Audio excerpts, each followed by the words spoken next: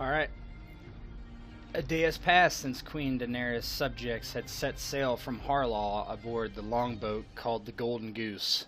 The new captain, Shadrach Harlaw, grandson of Roderick Harlaw and son of Horus, has promised safe passage to Old Town in exchange for various bribes offered by Lord Ian Spire. Even though emissaries from King Euron, second of his name, had been sent to question Lord Ian and his companions, Shadrach has taken to the sea in hopes the bargain proves true. No ships followed, or if they did, the Golden Goose had outrun them so far. The ship was far out into the sunset sea, and no land spotted in any direction, and the winds had been favorable, spurring your way south to your destination. Claire's guise as a boy had quickly failed with Smallfinger, the new first mate, when he made a scene in telling the tale of his golf at Harlaw. The story garnered some laughs, but also turned hungry eyes upon the only female on the ship. Luckily, Captain Shadrach had stayed true to his word, keeping Claire safe from the others and himself. He had even gone as so far to threaten to deliver one man to the drowned god if he kept up his insistence that Claire be given over to the crew for their enjoyment. Ever since, it has been clear there's been some growing tension on the ship. Okay. So, what have you guys been doing for the last day? Well, I'll let, I guess Claire started off. Why not? She's the one in the most, Yeah, well, she's seen the way the crew look and has mostly been trying to maintain a low profile. Aroldis, ever the dashing and brash young man, after being successful with the finger dance. I'm sure we told that story a great many times, and while he seemed aloof, was definitely keeping an eye on Claire to make sure anyone knew not to get too close to her or make any sudden moves. And of course, when it came to Smallfinger, Aroldis looked after his own back end.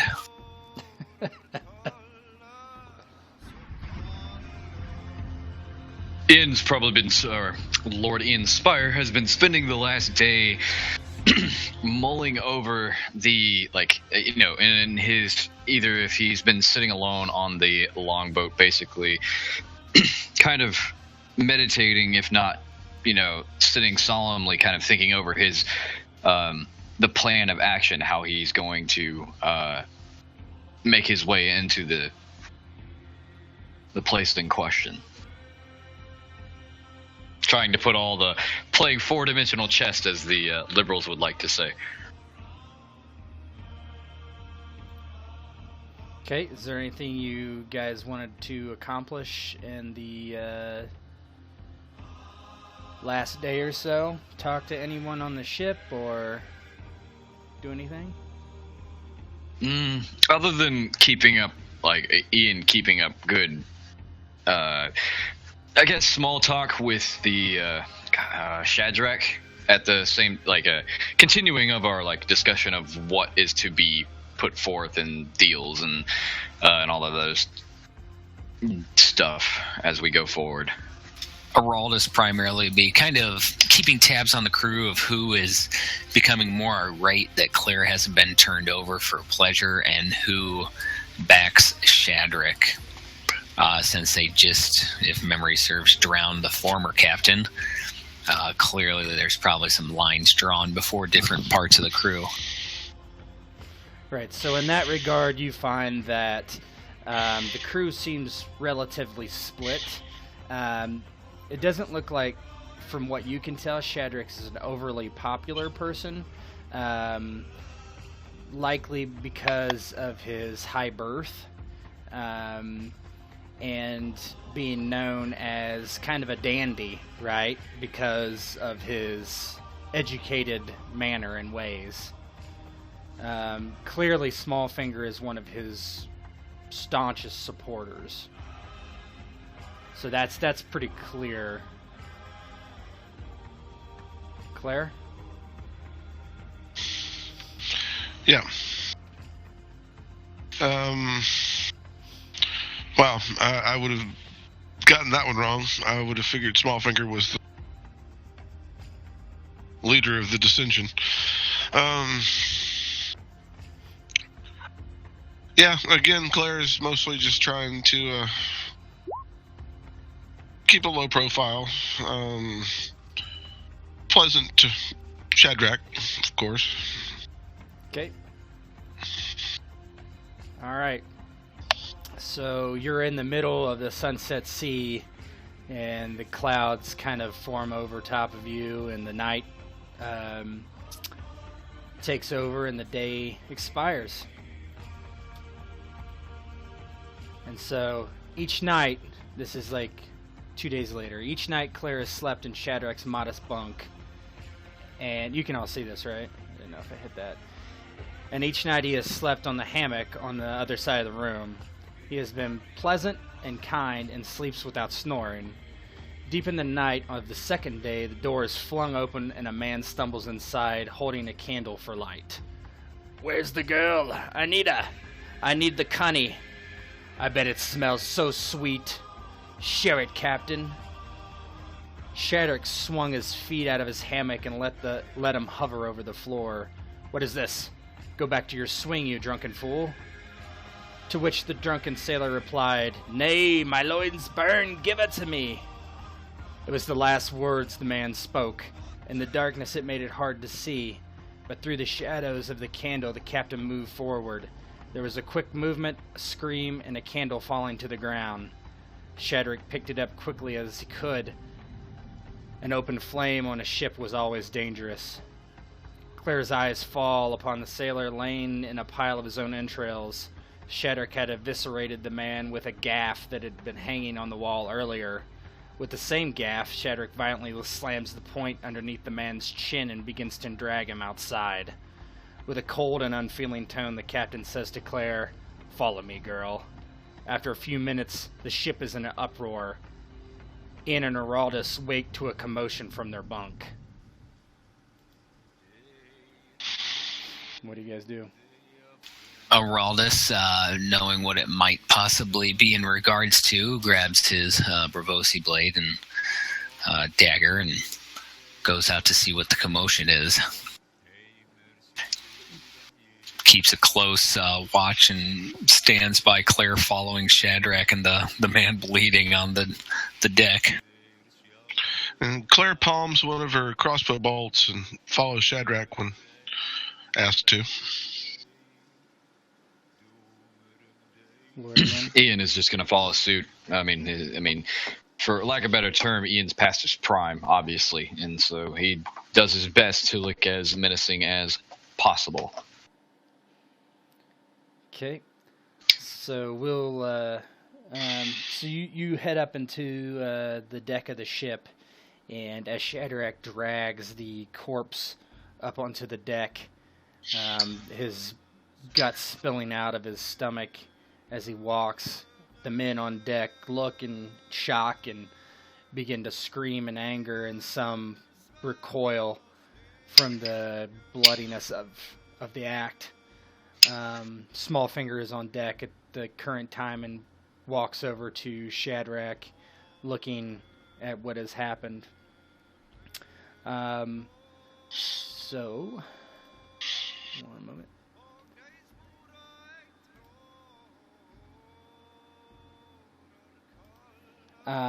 As you go on deck, men begin to scream and grab their weapons and look like they're going to get violent. One man screams out at the captain, "You chose the girl over us," and another spits in his direction, and it looks unpromising at that.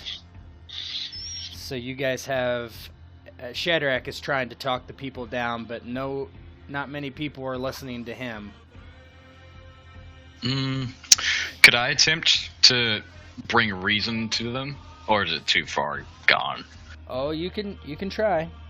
So what we'll have is we'll do a intrigue. We're going to do a modified intrigue as usual. So here's what so Lord Ian begins to try to convince them, I assume, right? So go ahead and whatever you're going to say to them, go ahead and Be still, men, be still, on both sides. I understand that you are Ironborn. You rape, you reave. But how long has it been since you've done just that? Anywhere other than the Sunset Sea region. The seas on the other side of Westeros. What about the lands of Essos? I'm willing to give you more reaving and raping that you could ever hope for. And you're going to squander it here, on this ship. Go against the man who's offering to give you all that you desire. And yet you're feverishly trying to throw that away. What is wrong with you? Don't you see the wealth that you can earn? The stories I'm sure you've heard of the land of Essos, of the other side of Westeros, the massive ports, the Sunset Isles, girls of darkened skin. Things you've never experienced. And yet you sit here and clamber on about a poor wench that is aboard this ship right now. So as Ian talks, he's getting looks from people nearby, and one of the sailors just rears back and punches him in the face. So whatever he has said obviously has not struck a chord. Ian backs up with a bloody lip. And so you realize quite quickly that this is going to require more than just fancy words, because the Ironborn respects strength. And so our intrigue, the only thing you can use is persuasion, intimidate, deception act, or athletic strength. Deception act, probably. Aroldis is going to, after Ian gets cocked, stands up and says, if anyone wants Claire here, you're going to have to pay the iron price. And when I'm done with you, I'm going to shove that cock down your throat and throw you overboard. All right, why don't you roll either persuasion, intimidate, or athletic strength? I would go with either one. Now, 1 second here.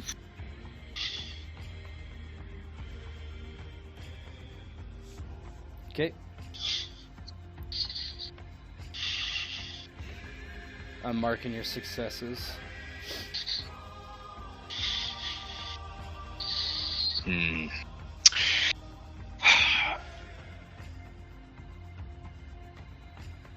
So, is this something where I can still roll, or? Yeah, oh yeah, you definitely roll. Yeah, I just wanted to get the point out. That's fine, that's fine. So Ian is going to take the hit and step back a little bit and wipe the blood from his nose and mouth and kind of just pull his hand back to look at it in his palm, and he kind of curls his fists together and he rolls his shoulders in his neck, and I'm going to attempt a deception act here to seem tougher than I am and say the following: you shouldn't have done that. Okay.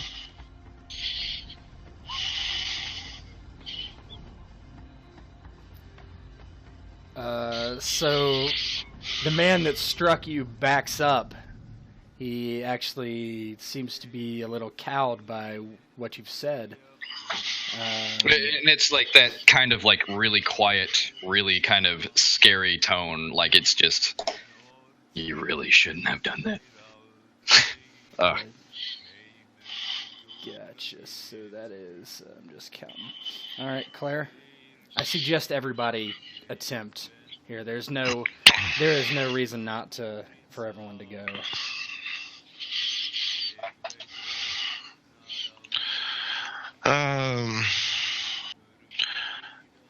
Okay. Claire sort of drops into a crouch, bares her teeth, and hisses. Hello?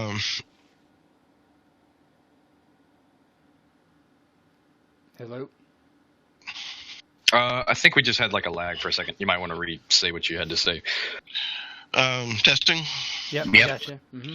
Okay. Yep. All right. So Claire sort of drops into a crouch, hisses, bares her teeth,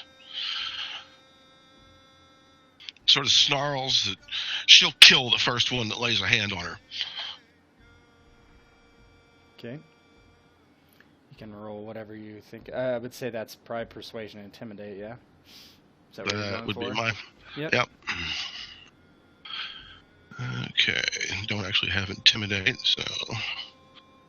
Oh my god! Jesus Christ. We're nailing it right now. All right. You're using all your good rolls early. So, Yeah, well, we need them right now because rape is possible. Yeah. Potential. Just for one of us. Potential rape. Okay. No, rape's always possible for men. These are the small fingers here. Let's get that thrown out there. All right. So Claire gives a warning about what will happen to the first Ironborn cock she sees, and it seems to give some of them pause because they obviously, the people who have went against Claire so far, the man dead on the gaff at least, haven't done so well. So as you are all like arguing back and forth, the men are still getting riled up, and it's going to take a little bit more than what you've said so far at the very least. So there's some pushing and shoving amongst the crew. Smallfinger gets pushed into Shadrach, who has now pulled his axe free. And yeah, so one more round of this.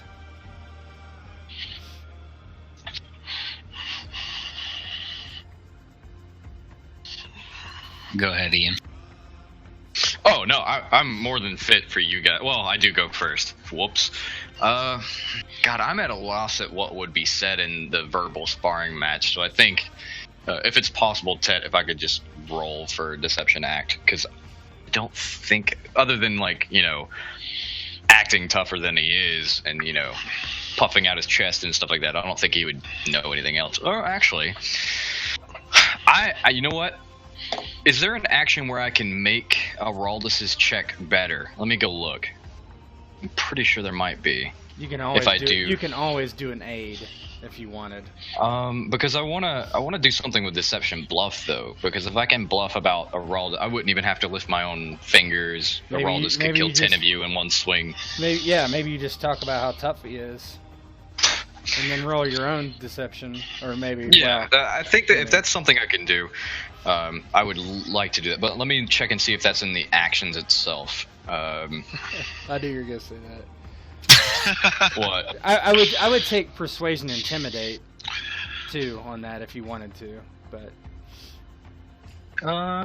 no, I mean I'm bluffing on part of. well, actually, Aroldis. Deception Act is the deception part of Intimidate. So, yeah, just talking about how sweet Aroldis is would be fine. Yeah, and maybe Ian's just kind of like resetting his nose or what have you, and making sure all his teeth is there, just in the kind of commotion of this all. And he just kind of like, again, shakes his head and fixes his hair and spits onto the deck of the ship a little bit.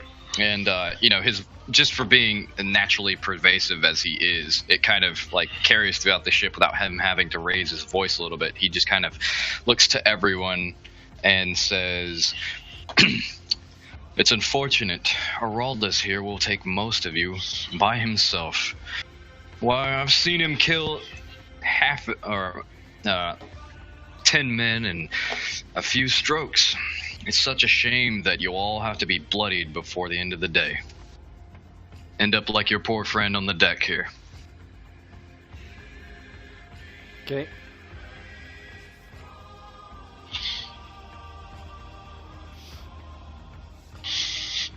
All right.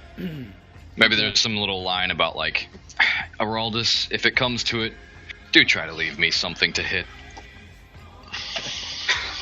Aroldis kind of laughs / sneers, and his blade is drawn much like Shadrach's, and he looks to probably the most vocal of the group, the one that spoke up first, and points to him and says to him, very deadpan, Aryan Stormbreaker was no match for me. I highly doubt you'll be one. Why don't you step forward and find out?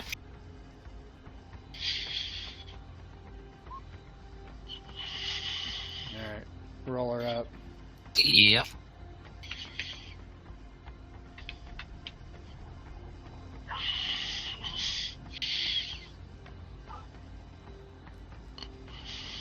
Okay.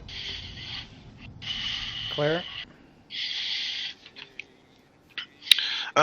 Just sort of following on her previous, Okay. She hisses again. I won't be denied one.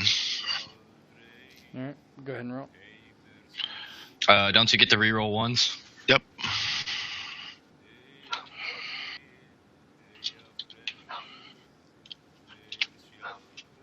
Oh my god, that's like the best result. 18. Okay. Alright, guys.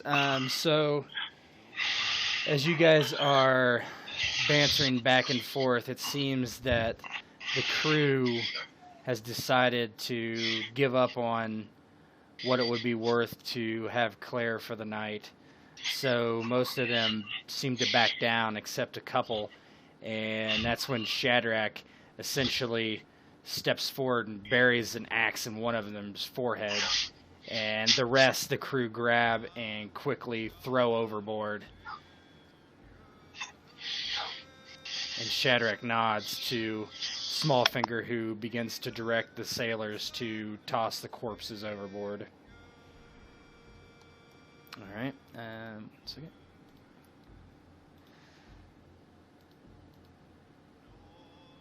Shadrach words have little weight with his crew at the moment, being angry with him over various issues, including Claire and the outsiders. But when the others speak, the sailors seem to be talked down, at least for now. The promise of bounty and glory turned them as they did Shadrach. Nothing like the power of gold to align causes against great odds. Okay, so you guys can go ahead and roleplay the aftermath of that.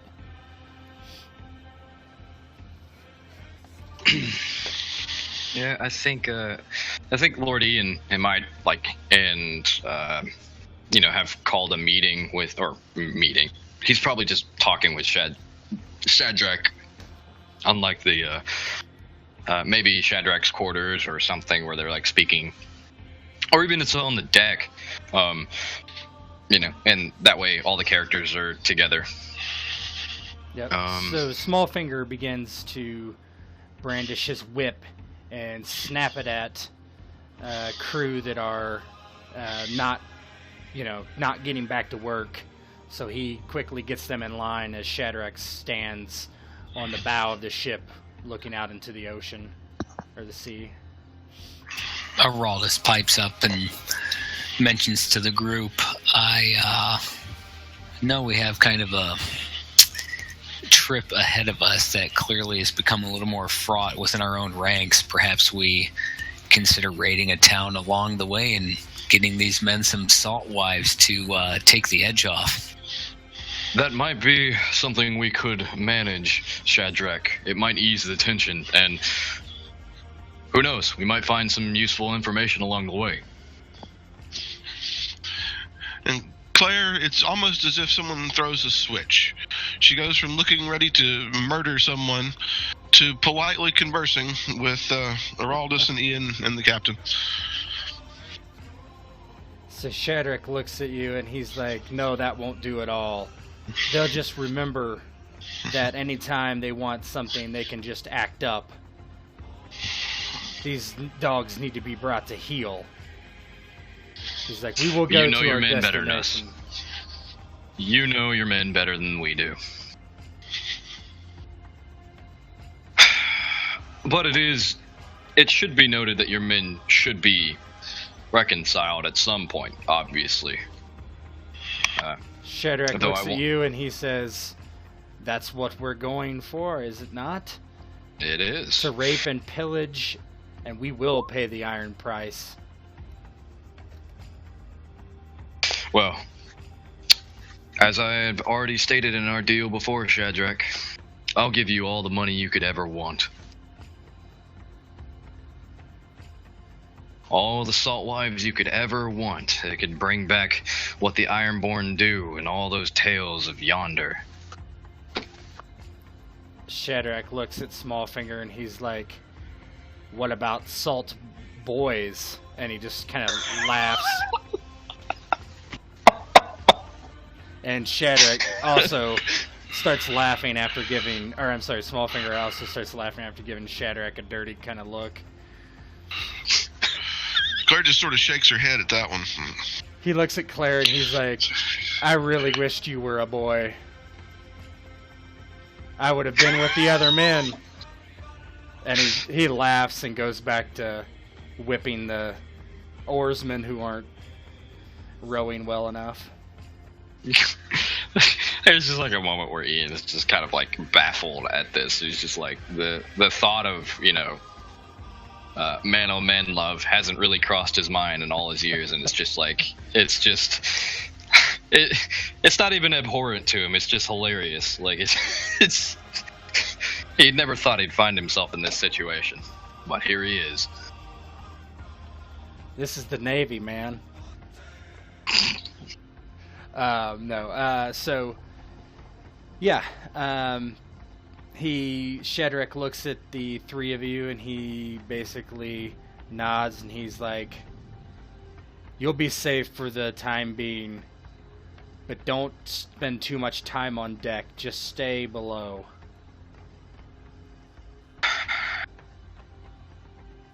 Right.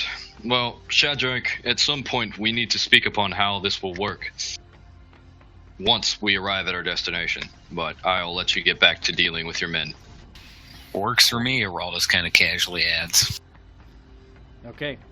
So later in the day, you have the opportunity to talk to Shadrach in his quarters if you so wish. So we can do that now. Yeah, okay. I mean, we'll just kind of, you know, fast forward Batman style there. Yeah, it's later on in the day or whatever. Yeah. So, Lord Ian kind of will. At this point, there's no point in hiding any of well, other than like the main goal, obviously. Like, we could tell Shadrach, discuss why we're going to the what is it? The Citadel? Is it the Citadel? Well, Old Town. Old Town. He knows you're trying to get into Old Town. Remember, he told you that there was basically rumors of magical waters protecting the coast. Yeah, and he basically said, or I'll start it off by saying, Shadrach, this is going to require some sort of trust from you, and I know that's hard to come by, especially from the lands that you come from, no offense, but at least you're not afraid. And he just kind of smirks a little bit. Yeah, Shadrach just kind of deadpans, looks at you, and waits for what you're going to say. We're attempting to get into the Citadel. He nods, and he doesn't seem particularly surprised.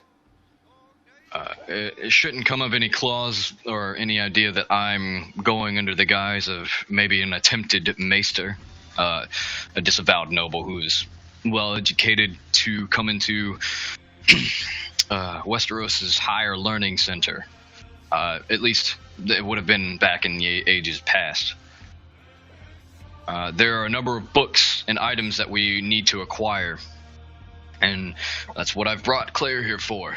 And Aroldis, well, one doesn't travel across Westeros to not only acquire such small trinkets without a pair of muscles. Smallfinger looks in the door and kind of nods when you mention Aroldis' muscles. I have more than two. I'm sorry, I had to do it. Muscles? No. Oh, God, now I'm just thinking of Smallfinger is talking like that guy from Family Guy. Mushroom on paper, boy. Oh, no, that's freaking funny. When Ian mentions Claire's here to acquire things, she just sort of admires her manicure. I'll be needing Claire, and I'll be needing Claire once I arrive on site at the Citadel and get within. And this, as I said, is going to acquire trust from you, but I promise you, on my honor as a Stormlander, that I won't betray you. Roll persuasion or deception. It's persuasion. I like Shadrach actually. So, because remember, you did lie to him initially, saying that you were going to give over your fleet for raiding. So there is that to consider. I mean, you can do persuasion now. That's fine, but. Yeah, I mean, I like that. The lie was just more along because you could go back on a lie, right? Like and say, hey, yeah, you can take my fleet. You can. But more or less, I want to. That's fine. Yeah, go ahead. Persuasion. So, that's probably whatever. I'll let it pretty much be whatever. Besides, like, intimidate or something. Obviously. Oh, I'm gonna do my bestest one. Oh no. Oh no, that's terrible. So Fuck. I told you you're getting the good rolls out of the way. So Shadrach kind of nods and he's like, I don't trust any man, Lord Ian, but that doesn't matter. We've made a bargain, and that bargain will hold so long as I believe you are not lying. I mean, Lord Ian just kind of shakes his head. That's a wise sentiment, Shadrach. You're wise for your years, I'll tell you that. But know this, I am not trying to go against you. You've done nothing but aid us thus far, and those we've come across up until this point have only just stabbed us in the back. And you have not given us any reason to believe anything other, so... He just kind of shakes his head, says, although I do appreciate what you're doing for us, it's been one hell of a journey. Or 7 hells of a journey. Shadrach just kind of shrugs and he's like, these are the Shattered Kingdoms. What else would you expect? Lies and betrayal and death. Unlike my father and grandfather's time. And he just kind of chuckles. Sometimes I wish things were as cut and dry as they used to be.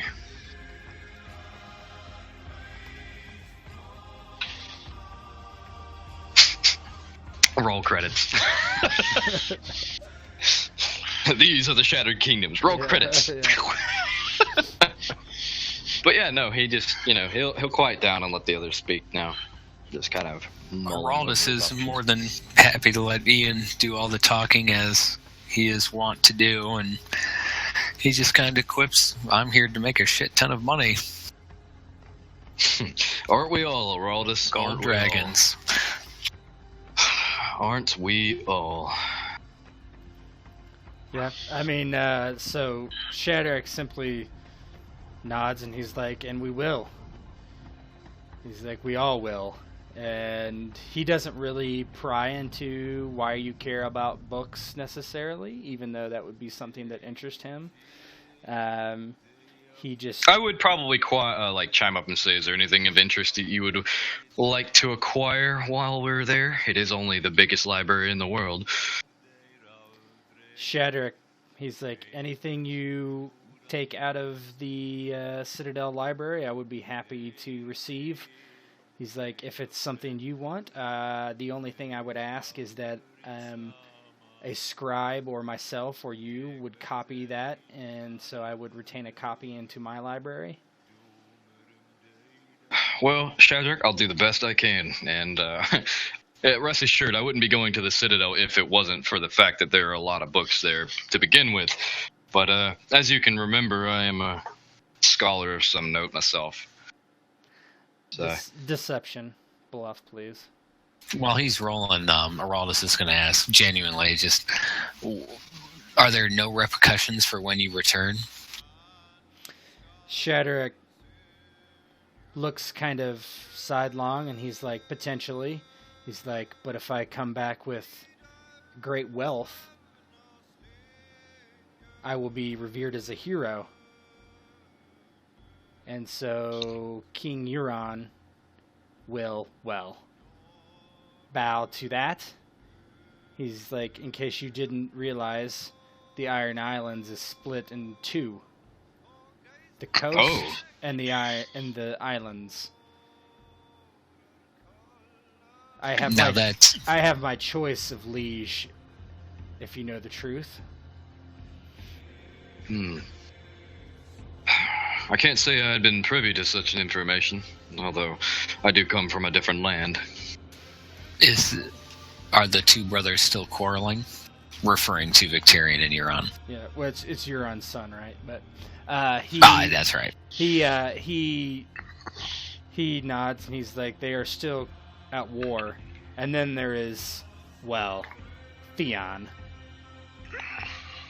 The king who isn't a king? He is not an Ironborn as far as I'm concerned.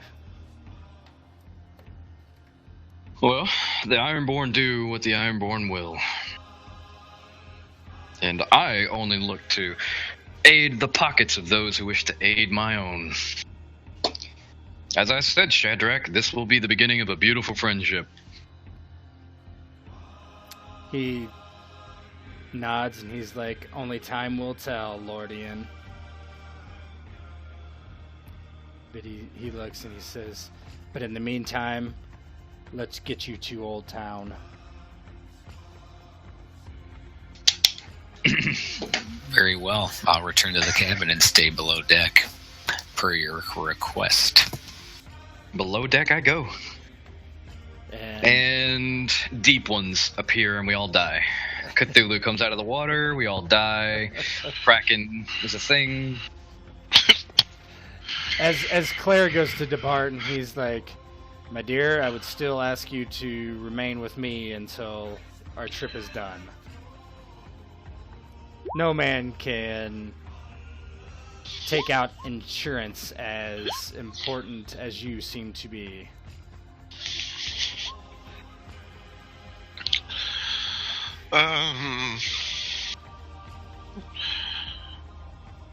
Well, Captain, if you think that best, and she sort of eyes the crew, but she acquiesces. All right. So you head back to his quarters. There is no funny business. So okay. So you over the next day or so, you head into the sea, further into the sea south, and you. I'm missing something here. 1 second. Okay.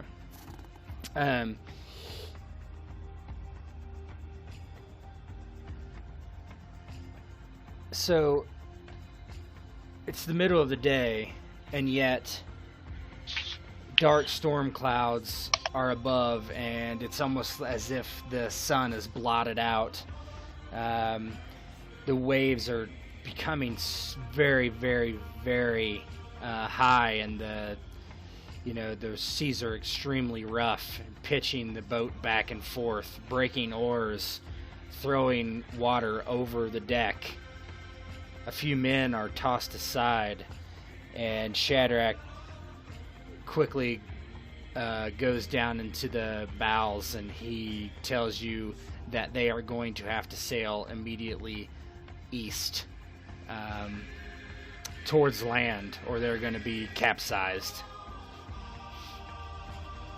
He believes that you are getting closer to Old Town, within distance that you have certainly not been before, but there's, in his opinion, there is no choice but to land the ship. Very well. You're the captain. Best. You know best. I won't pretend to know much about sailing. Okay. So, as you head inland,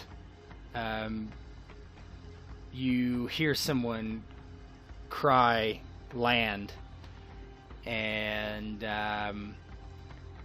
you feel the jerk of the ship against the waves and the tide as you finally see the ship being beached, or not beached, but anchored out off the coast. And Shadrach just kind of looks out. He yells down that you can come up now. Yeah, Ian will go up and do his best to quickly do this. So you are all can all go up. So you all go up on deck, and he essentially says, "There is no way we can traverse that storm." And he's like, "We can wait here," and you do for several hours. And looking out to sea, nothing changes.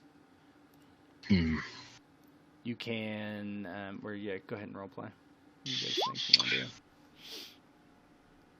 Aroldis stands up on the deck looking at the storm and looking at the land and having absolutely no idea where he is, goes to Shadrach or Smallfinger and asks them, what's your best guess on our current location?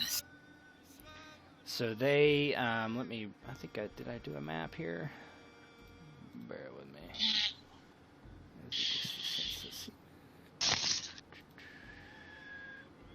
Oh yeah, here we go. So they, actually, Shadrach comes out with a sort of, somewhat, old and weathered and primitive nautical kind of map, that shows the coast of the Sunset Sea, and he points and he's like, "I thought I saw the Shield Islands, South Shield. I believe we're somewhere south of there, probably near, I don't know, Bandalon, perhaps? It's hard to say. Maybe north of there."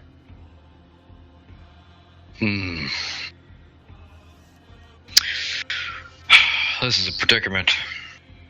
If it is as bad as you say, then we can't reach the Sunset Sea or the Old Town from the sea. Then the only course of action that we have is to go through the land. Shadrach nods, and he was like, "I would agree." He's like, "You can follow the coast directly to Old Town. We are not that far away, but I don't know when I would be able to meet you again. If we stay here, well, our ship could be seen and we could be attacked. That is true. But only fate will tell. But I could take my men on land and raid while you're gone." Oh, let's see. How long do you think you could keep your men occupied by raiding? And before a suitable response could be had? He shrugs and says, "Days, perhaps. No longer than a week."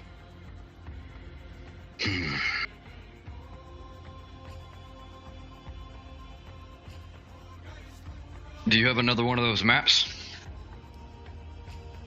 He rolls up the one he has and hands it to you, and he's like, "You can have this one." Very well. So you basically have a map of the west coast of, or basically the coast of the Sunset Sea now. So if you want to look at that, I don't have one in Roll20 right now. Yeah. That's fine. Says Aroldis, Clair, what do you think? And Shadrach, I hope you know you're taking a chance. You're taking a very big chance that I am coming back.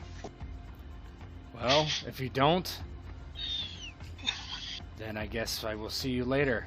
And he just kind of smiles and he's like, "I took a chance when I left Harlaw." Well, if you shall ever find yourself, you should know where I stay. I told you as much. Anyway. He's like, Lord Ian, if you do not come back, then perhaps your lands will be the first I raid. Perhaps. No, I value you for your penmanship or your good graces, Shadrach. He says, to a fruitful friendship, and we'll be back in a week. He simply nods. He turns around to his men and tells them, let's find some place to raid. And they begin to disembark.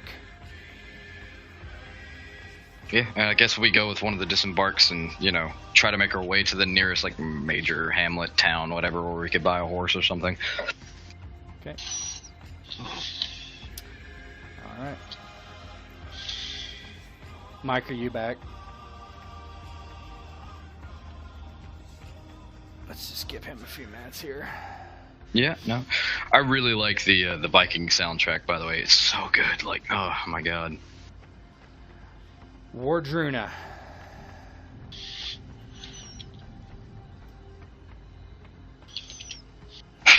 Oh man.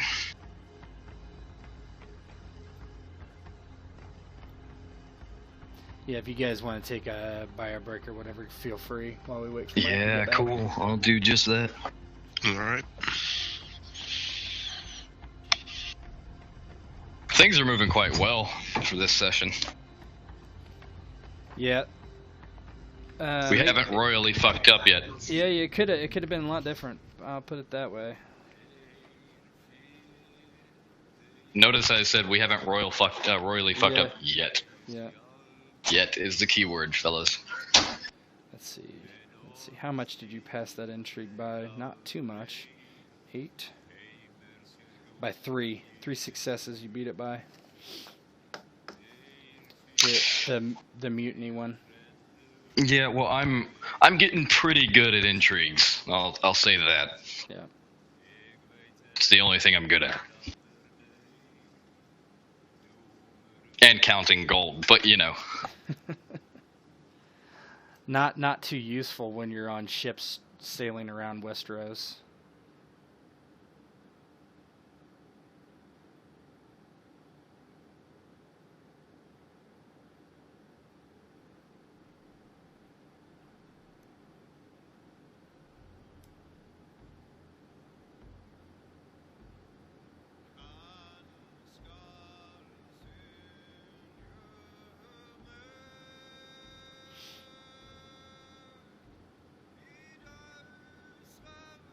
Did I lose it, you guys, or is somebody? No. Okay. So interesting news. I finally got back pay for my first time in Afghanistan. Or basically, there was a 3-month period where I got no pay at all, and Nice. They just paid me, and it was just like, holy crap, that's a lot of money. I don't think I've ever had that much money in my bank account ever in my life. Well, there you go. That's better than me having to fight with my mortgage company. Well, actually, I can't even fight with them because they can't communicate with the people I need to fight with, so it's kind of frustrating.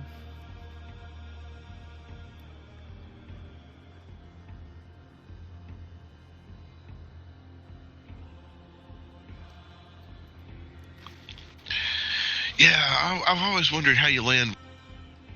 There's a hard filter of voicemails and emails between you and the world. Yeah. Well, I mean, if you think back 30 years, it wasn't like that, right? Or even a little bit, maybe a little bit more, but it was more personal. I used to work with a guy who swears that voicemail is the worst that ever happened to the business world. The no longer talking to people is the worst thing we've ever done to ourselves. I forget that Rob's man of mystery and he's done everything. He's actually 007. We just don't know it. He only plays role playing games on the side. His real job is he's a hitman or something. I don't know. Yeah. Most definitely. I don't even want to like guess, because if I guess right, I'll end up dead.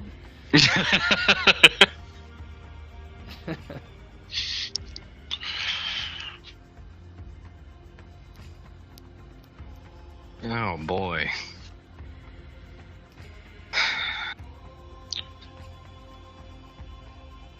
Mike, where did you do? Fall in a toilet somewhere? Yeah, I don't know. He's got a young child too, so I know how that is. Hmm.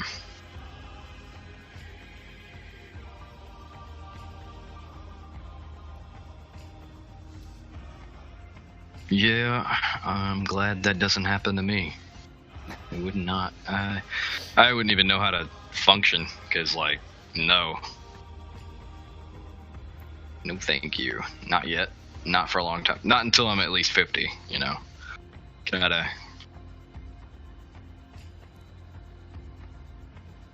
keep it. 50's getting a little long in the tooth. No, that basically means no kids for me. No. Just Hugh Hefner it and have kids when you're like 75. Hey man, you can swing it.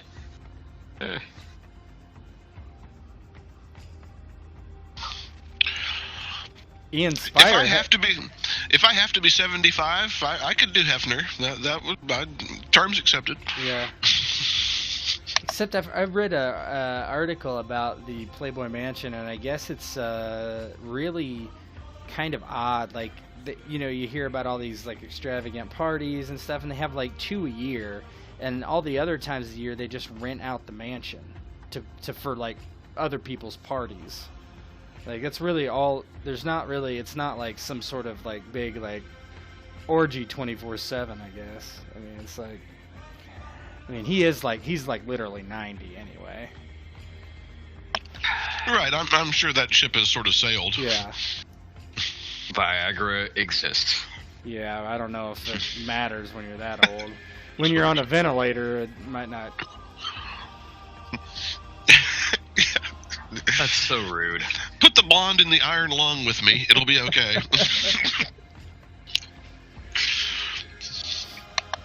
So you never asked me, Rob, or answered. Do you think you'd be interested in playing? You had spoke about an Irish. Yeah.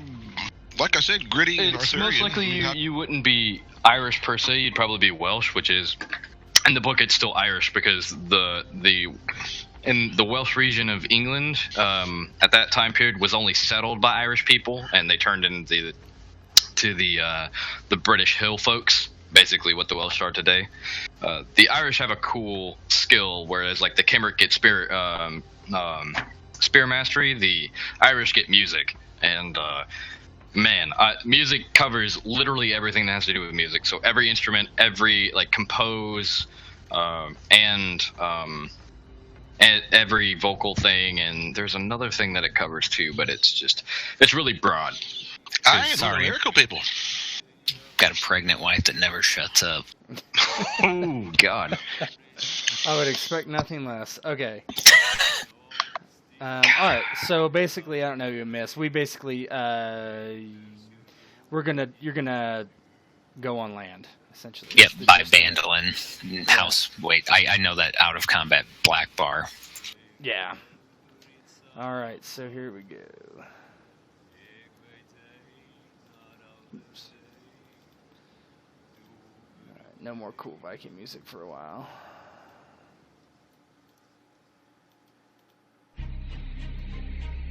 This is too loud.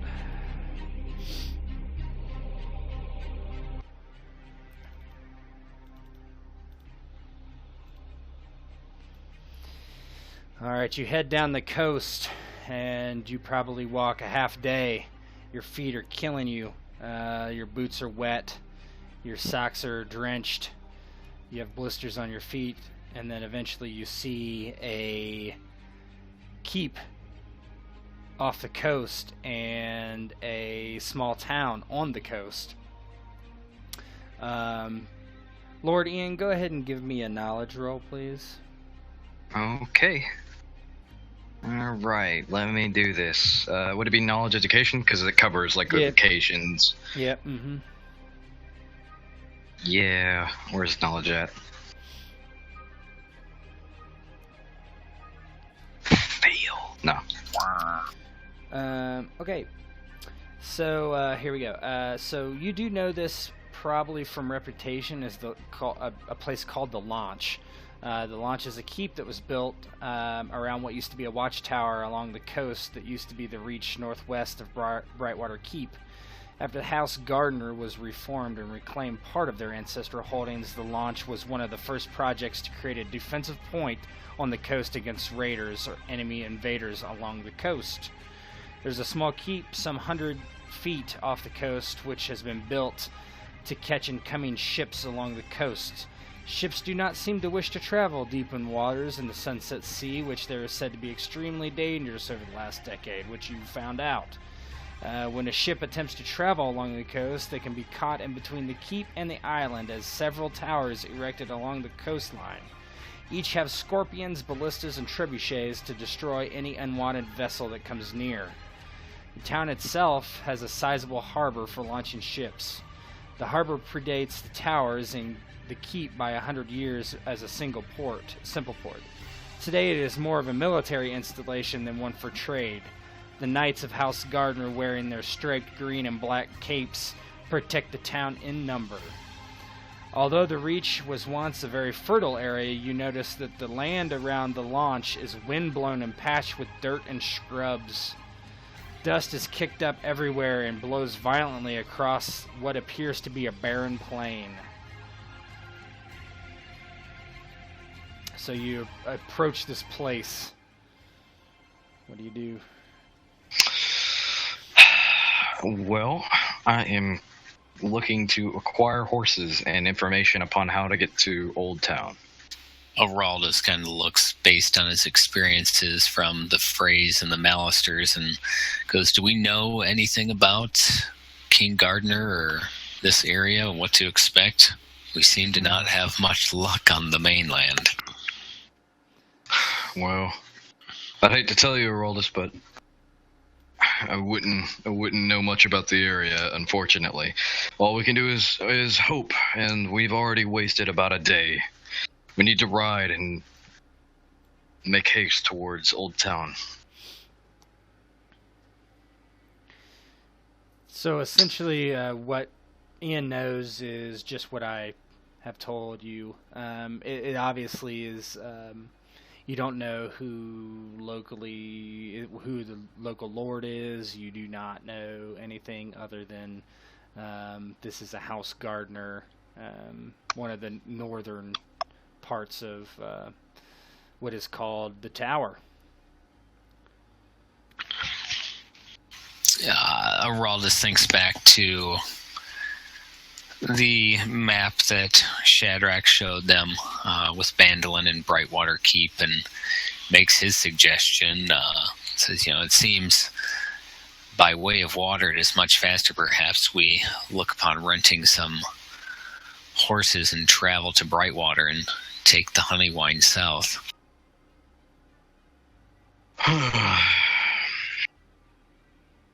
We could.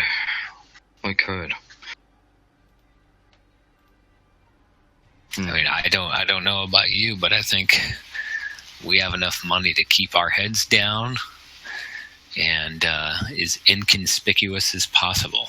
Yes, that is the goal. We need to get there and make our choices and either cut back across the land or go with the one that we know. At the mention of we have enough money to keep our heads down and low profile, Claire is almost fidgety as she eyes various things that she considers taking, ranging from something to eat to 3 pairs of dry socks. Yeah, you guys are definitely miserable from your being soaked from your getting off the ship. So yeah, the actual town itself is fairly sizable. There's a lot of soldiers, clearly. As you approach, you definitely are looked upon with some sort of skepticism, and it's not, they don't stop you or anything. They let you in. The roads are narrow, and you can tell that the town portion of this place is older than probably the military installations, like the walls. There's a small curtain wall that seems to surround this place and the coast. So those look new, but the houses look more like as you're heading down the main strip, most of are lean-tos and stalls of that kind of thing. They're probably shops and whatnot on this area.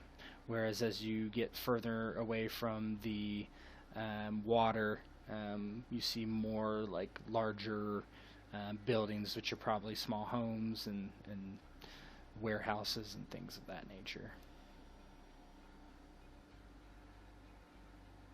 If we need to warm our bones and dry our clothes, perhaps we can spare an hour or two at a tavern with a large earth and warm our bodies and fill our bellies before we're on our way.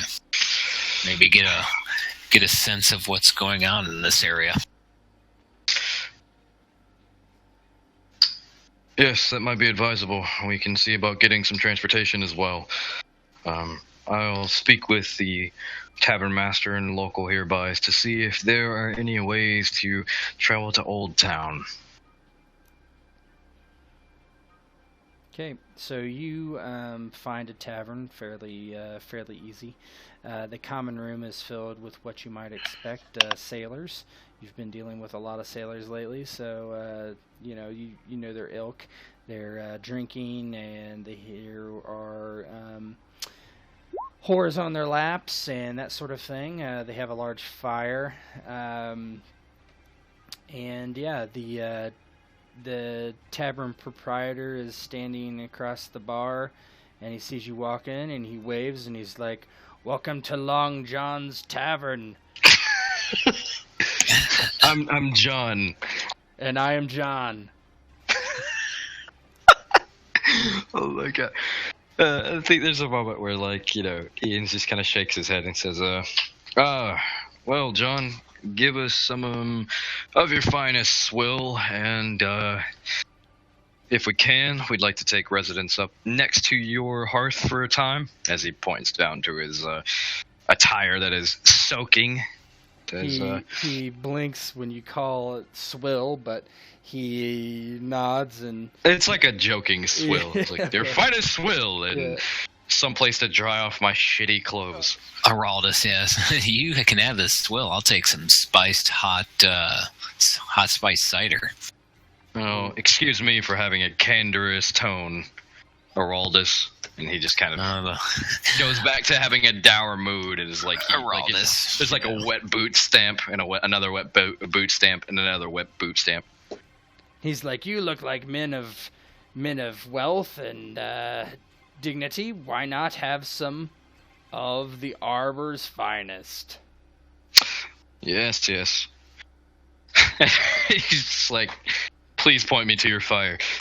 It's just like... There is a fire crackling in the corner, and you kind of go and sulk over there while he brings you some cider and some Arbor White, and he places it, and he collects a couple silvers from you, and basically he's like, "I've not seen you in town before," and this guy is he's a middle-aged kind of pudgy guy, and he has his own mug of ale that he's drinking, and he sits kind of next to the fire with you, and he's like, "Where did you come from?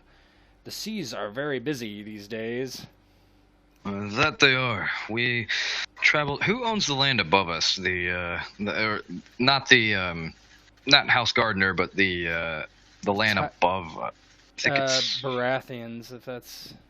If you're talking about the Reach.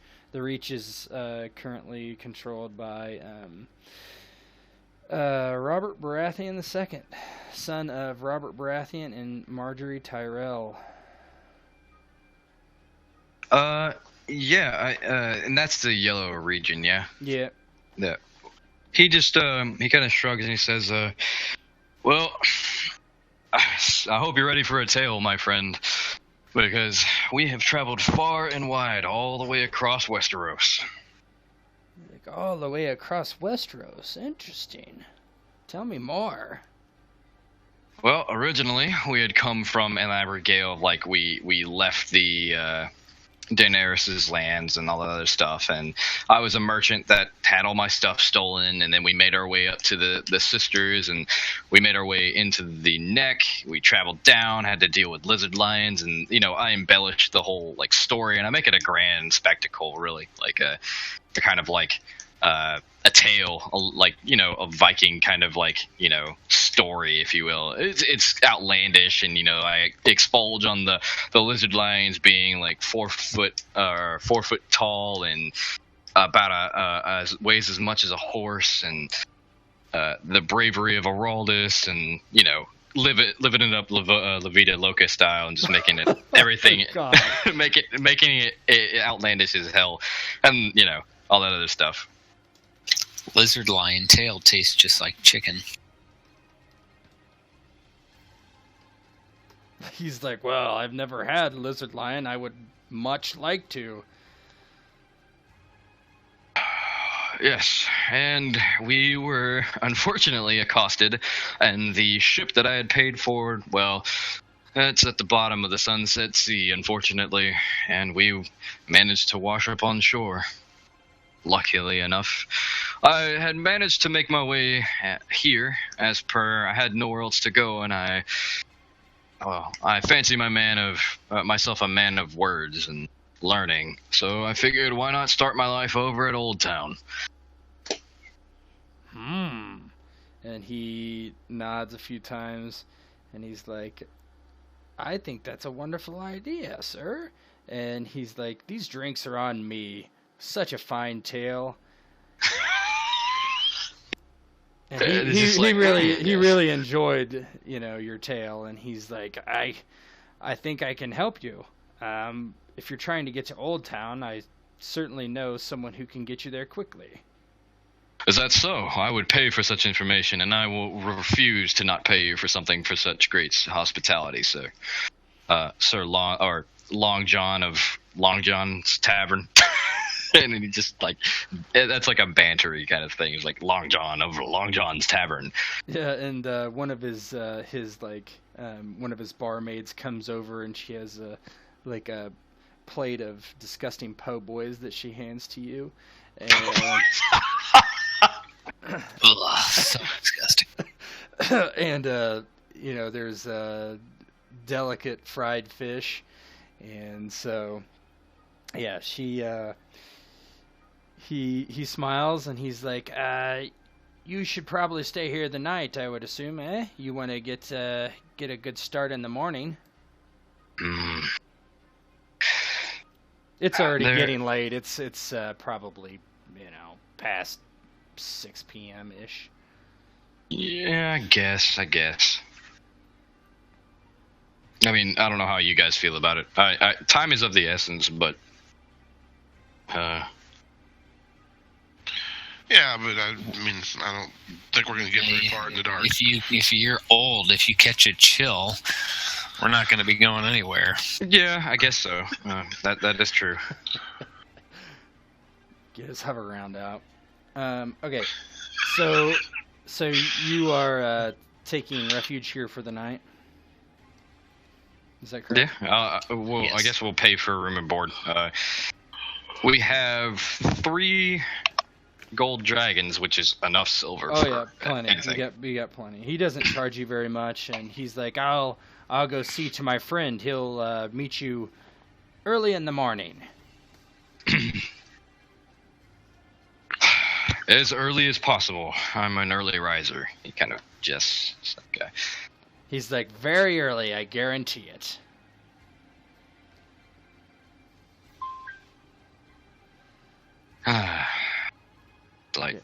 Well, that wasn't so bad. As the evening turns down he says to Claire and Aroldis. Aroldis is kind of half paying attention, listening to the chatter of the tavern, catching any loud talk or banter about the area. The only thing you hear of interest is basically one dude that somebody's talking about was executed.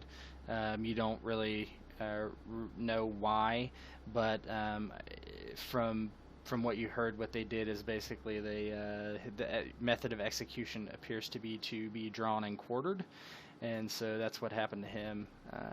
But that's really the only thing you've heard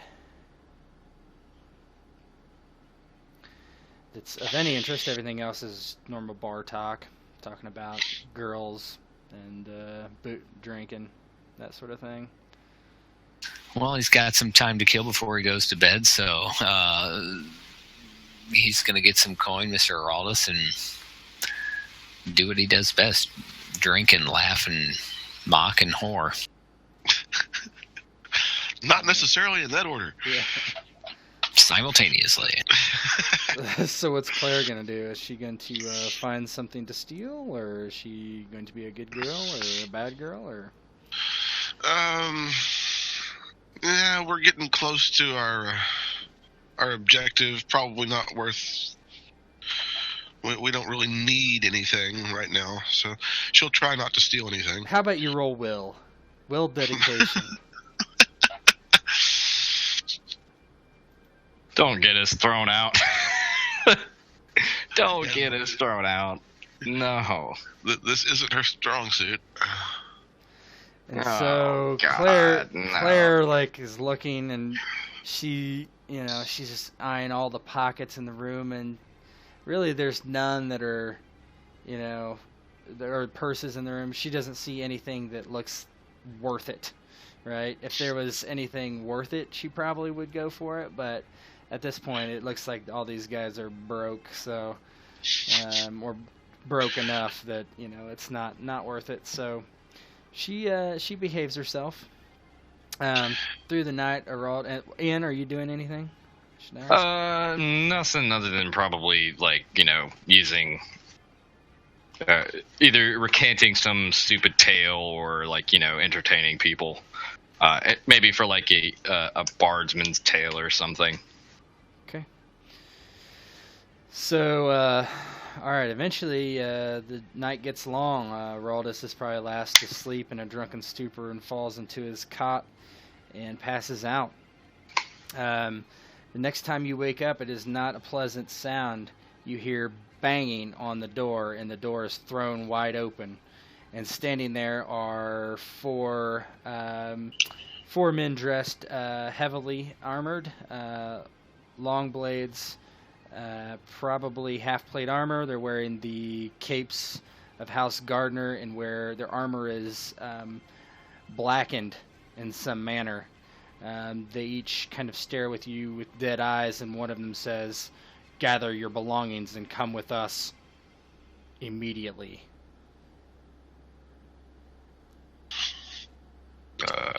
And who are you? And as Aroldis says that, the man kicks you in the ribs as you're still laying in your bunk, and he's like, "Immediately." Aroldis kind of grunts in pain. He's like, "Oh, you fuck! Give me a minute. I'm hungover." Ease yourself, Aroldis. Ease yourself. Hey, you weren't the one that just got kicked in the side. Well, had they wanted to, they would have said, "Don't take your belongings," and killed us all. Let's go with them. And, Ian kind of rises out of the bed, rubbing his knee, and out of the cot that he has, obviously Claire has the bed, and he just kind of I'm old. Too old for this shit. Exactly. And he just kind of, stumbles and makes his whatever. He gets ready. Okay, Claire, same. Yeah. Again, she will attempt to. I don't know. If they wanted us dead, they'd already killed us. So yeah. That was my thought. They're in half plate. The fuck would we do? We're half all in not armor and just kind of there. They would have killed us if they wanted to kill us. All right, so they let you gather your belongings, your weapons. It doesn't matter to them. As they march you downstairs, there's another 4 of these similar men waiting for you. They march you immediately outside. You realize that it is still dark out, and Long John was very right. They came for you very early, and so they take you down several streets. You are very discombobulated in the dark and being completely unfamiliar with this place, and eventually you walk up these large stone steps into this what appears to be a circular building. And it's like layered, so it's like layered like a cake. The bottom is wider, and then there's another layer that's smaller, and so on. There's several levels. You can't really tell in the darkness, but it's a very, very strange building. You've never seen anything like it, except maybe Aroldis, who can roll a knowledge. No, that'll be.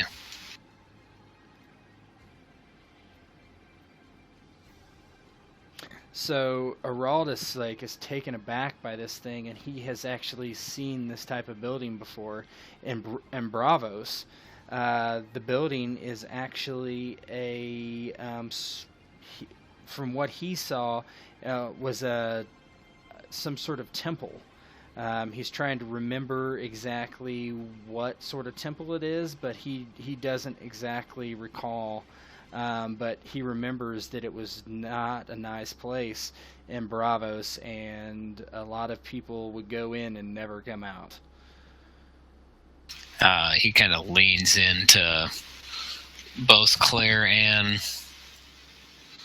Ian and goes, there's something about this place. It's not good. It's something from Bravos. It's not a good memory. This is we have to tread carefully here, very carefully. Ian just kind of looks to the 8 half-plate guards that are surrounding them and says,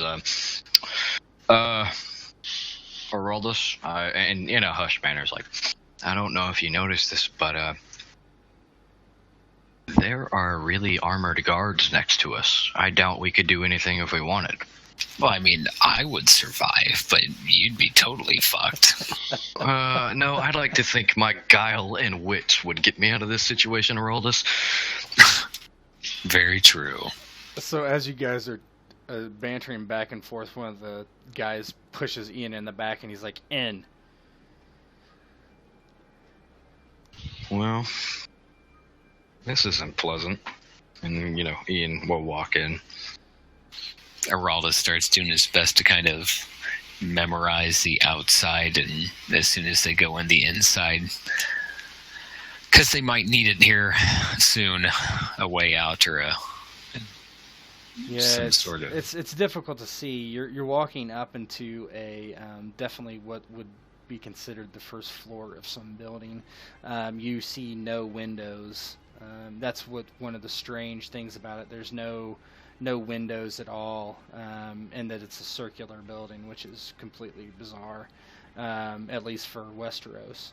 But they basically force you inside, and the doors close behind you. There are 2 guards still with you, and they lead you down this very narrow hallway. It's really, you would maybe Claire and one of you could stand side by side, but the 2 men could not stand by side, and the guards cannot stand side by side. It's that narrow. So you head down, it's very long. It seems too long almost, and you walk for what you think is several minutes almost, and eventually you come to 2 large doors that have very, very intricate engravings on them of just, you don't really know. There are all kinds of different sigils, signs, nothing anybody recognizes, and the doors just kind of seem like they open as the guard in front puts his hand near them. You're not sure if shadows are playing with your eyes or what is actually happening here. He probably pushed it open, but in the room you see that it is a circular room, and in the middle of the room is a circular table, and sitting at that table is a man cloaked in black. Hold on. Out of combat. It better not be fucking Stormbreaker again.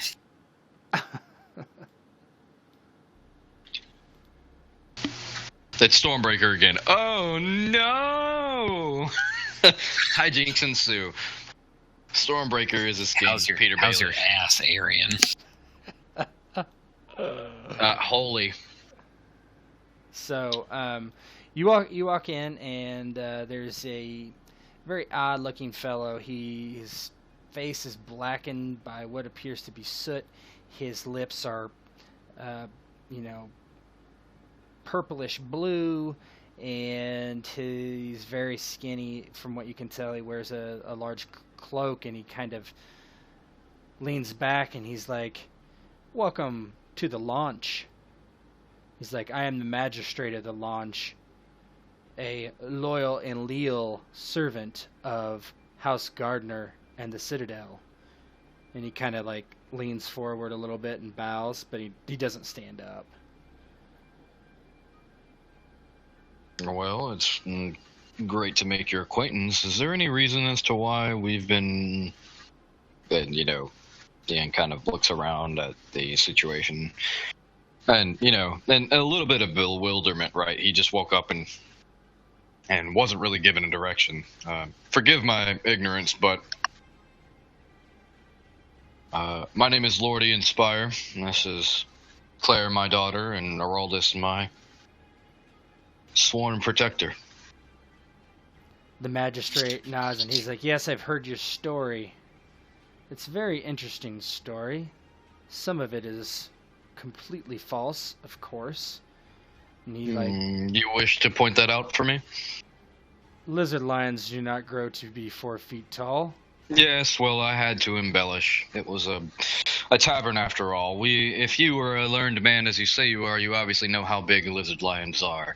But I'm not here to talk about lizard lions. You obviously have me here for some reason. You must also know that I want to join or be a part of the Citadel.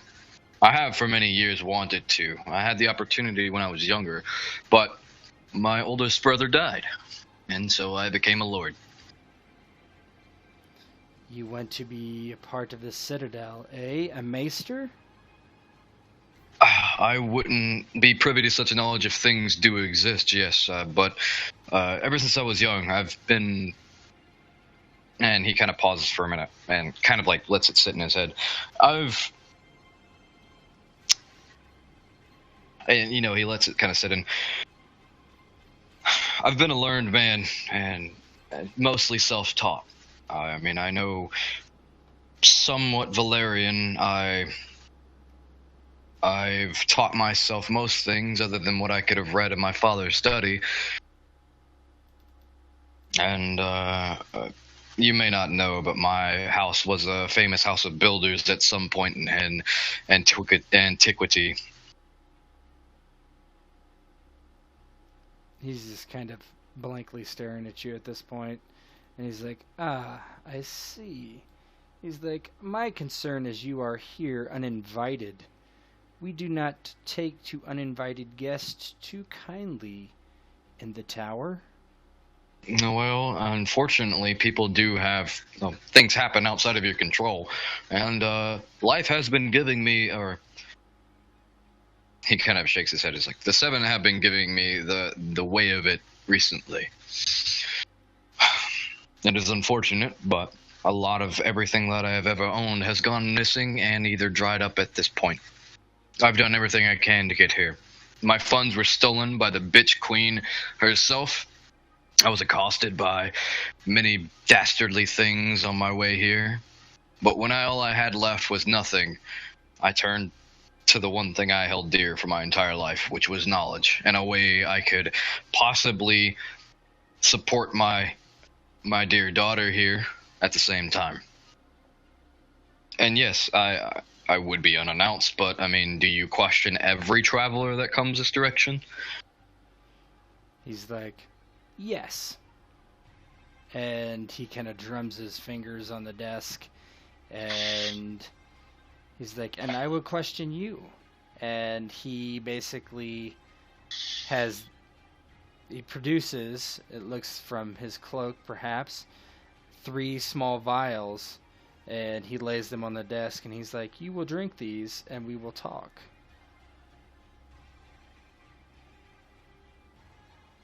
It is nothing that would hurt you. And he takes one of the vials and unscrews the little cap and takes a drop on his tongue. And he's like, there's no poison. He does it for the next one and the next one. He's like, they're safe. It is shade of the evening. You want to explain what shade of the evening is? Because it clearly isn't good for your face based on that ashiness.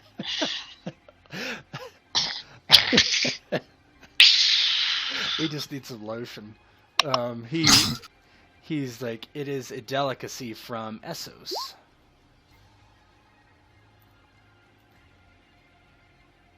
Is any of this starting to click in Aroldis's brain on what's going on? Like, based on the appearance of this gentleman and what he is demanding us drink? Yeah, not really. I mean, I don't think he has much knowledge of anything else than I've said based on his knowledge roll. Unless you have something in your background that you would know, which you probably do out of character. Right? That education roll was for finding out about Shade of the Evening. Okay. Like, it's adverse effects. You've heard Shade of the Evening. You've heard that it's a delicacy in Essos, as he said, and that it essentially is some sort of a hallucinogen. That's really all you know. You know it's very popular in Karth, but you really don't know much about Karth. But you do know that there are people that drink it there. There are people that drink it in Westeros, for that matter, and other parts of Essos. But that's what it looks like to you, based on mostly what the magistrate looks like in his face. His lips, particularly, they're stained blue. You'll have to forgive me, but what is the shade for? You could just ask me, and if my answers weren't appropriate, and what's the point of asking my daughter to drink such things? I understand Aroldis, but my daughter has nothing to do with this. He's like, it is a gift. From what I can understand, gifts can be turned away. I mean, I just stand against my daughter having to drink such things. And he smiles somewhat, and he's like, drink now. Please.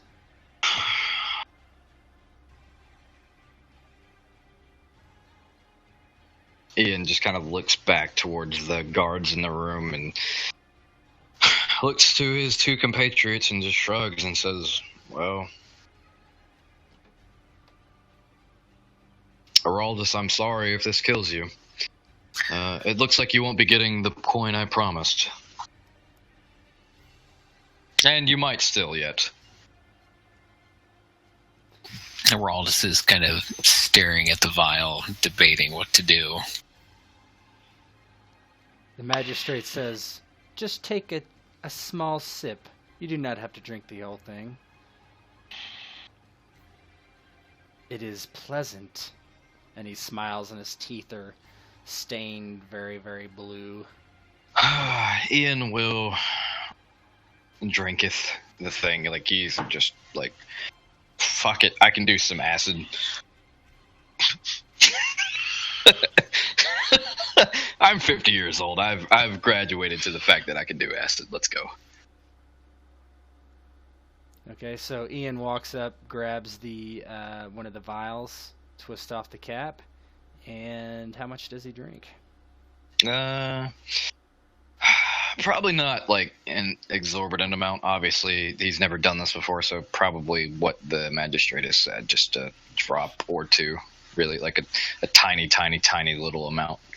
Okay. What do the other two do?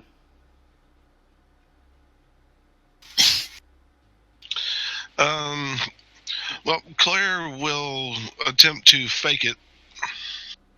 Sleight of hand. Yep.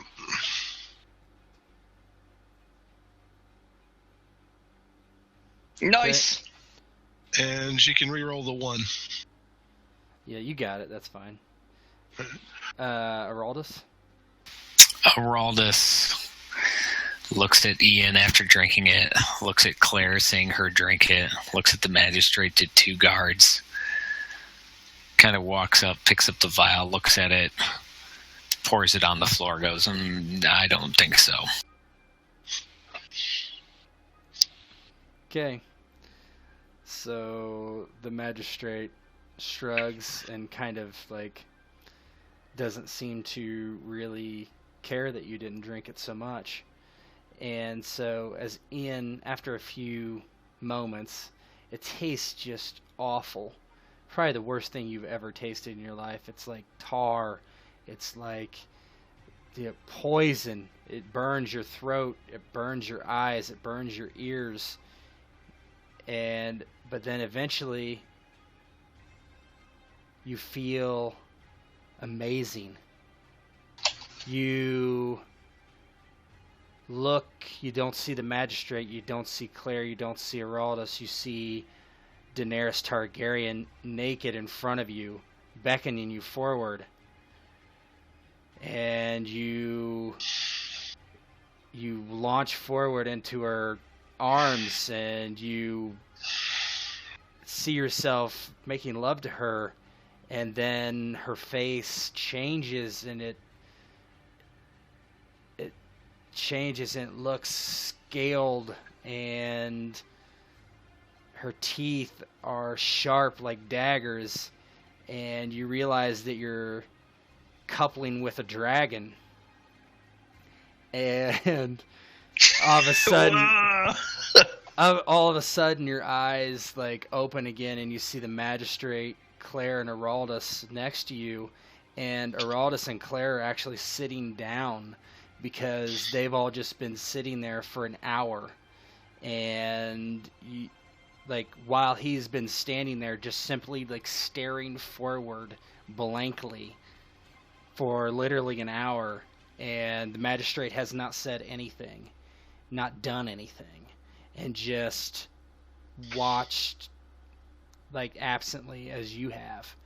And the magistrate, once Ian kind of comes to and he asks you, he's like, let me ask you,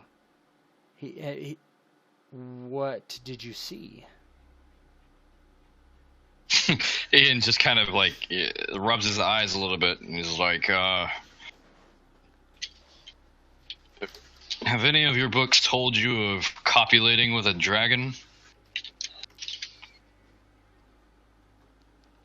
Aroldis just kind of like sits there open mouth, dumbfounded, like, what? Like Ian just says that like he's just like so far out of his mind right now. He's just like, yeah, I just had sex with a dragon. What? Like, what the fuck just happened? By the 7. Oh, like I think this is the first time where you guys actually hear like, by the old gods, what did I just do?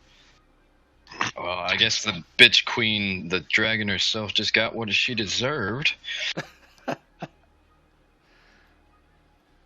And the magistrate just looks at Claire, and he's like, and what did you see? And Claire smiles, says, myself, staring back at me. Roll deception. Oh no!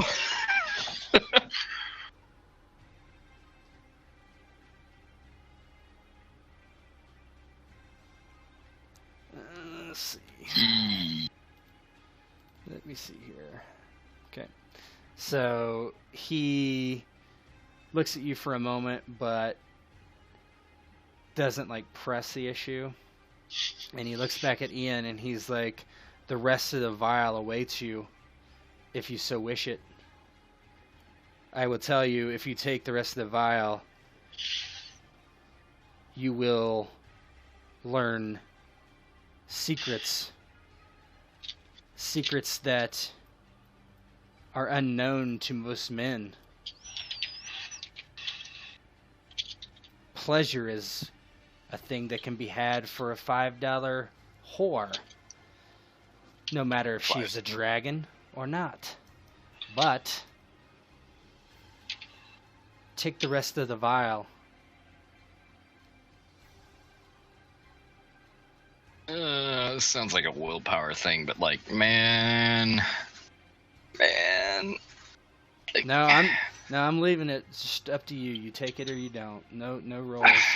Can I like pocket it for later use? No. Okay, Well, I mean, you Ian, can ask him, but he's going to tell you no. Ian kind of like looks at it, at the bottle in his hand for a while, and it's like begrudgingly, like in the back of his mind, like you should just drink the rest of it right now. That was amazing. And at the very end of like before he like grips the bottle and he just says, "No, I can't do this. And he just shakes his head and moves to sit down if there's another chair. If not, he'll just there is. Place the bottle back down. I can't. That is unfortunate. He's like, the secrets you could learn. The things, yes, the knowledge. The secrets. Do you want to be a maester? Maesters drink the shade of the evening to increase their cognitive abilities. I am a maester. I do wish to be a maester, but I have things I have to take care of here, not just to dwell in some wanderlust. You will not be lost. You will be here and there at the same time as I am. He looks at Aroldis. For all I know, I've been... Good, yeah. For all I know, I've been uncognitive to this point. What was I doing, Aroldis? You were just staring there awkwardly for a long time. No, I will not drink this until I know where I am to go. I was told that I would be brought to Old Town, and here I sit. The magistrate looks back and he's like, I can take you to Old Town. But I'll drink the rest of this if you can take us there. Drink it now, and I will see that you are there. Don't worry, Ian. I have your back in this world. Ian just kind of shakes his head and like looks to Claire, like feigning like a look of like, you know, worry and doubt and whatever, and he just after that he just rolls his eyes and kind of like looks upwards and does some sort of like prayer and then like chugs the whole thing. You drink it, and this time there's no foul taste. It tastes like something you couldn't even imagine, right? The flavors are every good flavor you've ever. It's like, every good flavor you've ever had in your life just suddenly all at once is in your mouth.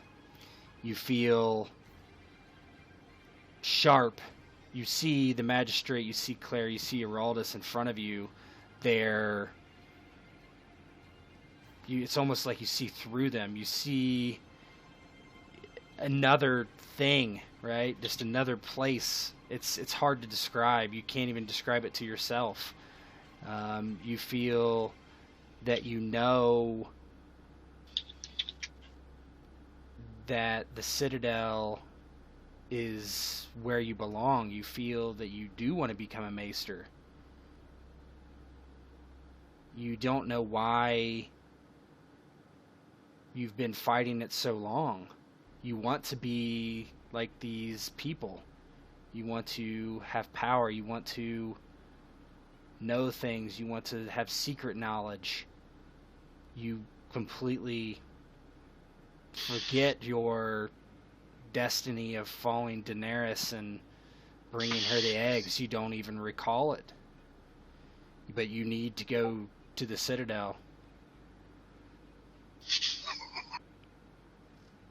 You need to become a maester. But this is more than just a maester. It's something beyond. More or less the picture that I have linked. More or less. That is Lord Ian Spire right now.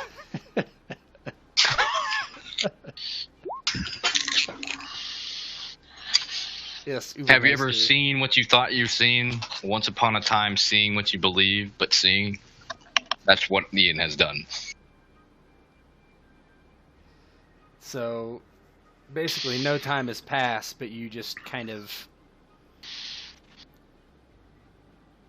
feel like very, very differently. Yeah. And the magistrate leans back and smiles, and your beard is stained with the shade of the evening blue and purple hue. And the magistrate looks at Aroldis and he's like, "Are you sure you won't partake?" Am I like cognitive? Yeah, you're No. you're kind of cognitive, yeah, but you're just like kind of like one-track mind now. All right. I'll refrain from speaking. All Aroldis can think of is the negative connotation of this temple and this individual, and he looks at the magistrate and simply says, no, thank you. He's like, I'm good for today." He's like, "Look at your friend. He has never been a better man than he is now." That's one perspective. I'll stick with what I know. Thank you, though. The man laughs and says, "Very well, you may go. I will have a guide take you through the wastes to Old Town." Wastes? What do you mean? He's like, "Oh, south of here are wastes. We call them the Great Wastes." He doesn't really elaborate. He's like, "Lord Ian should see it."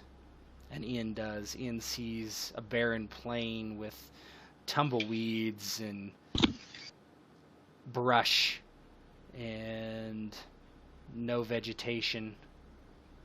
Desolation. He just sees it in his mind as if he's just staring at it right now. Yeah, like basically the Big Lebowski scene is going on in his head, and he's just like, "Whoa, bro." That's funny.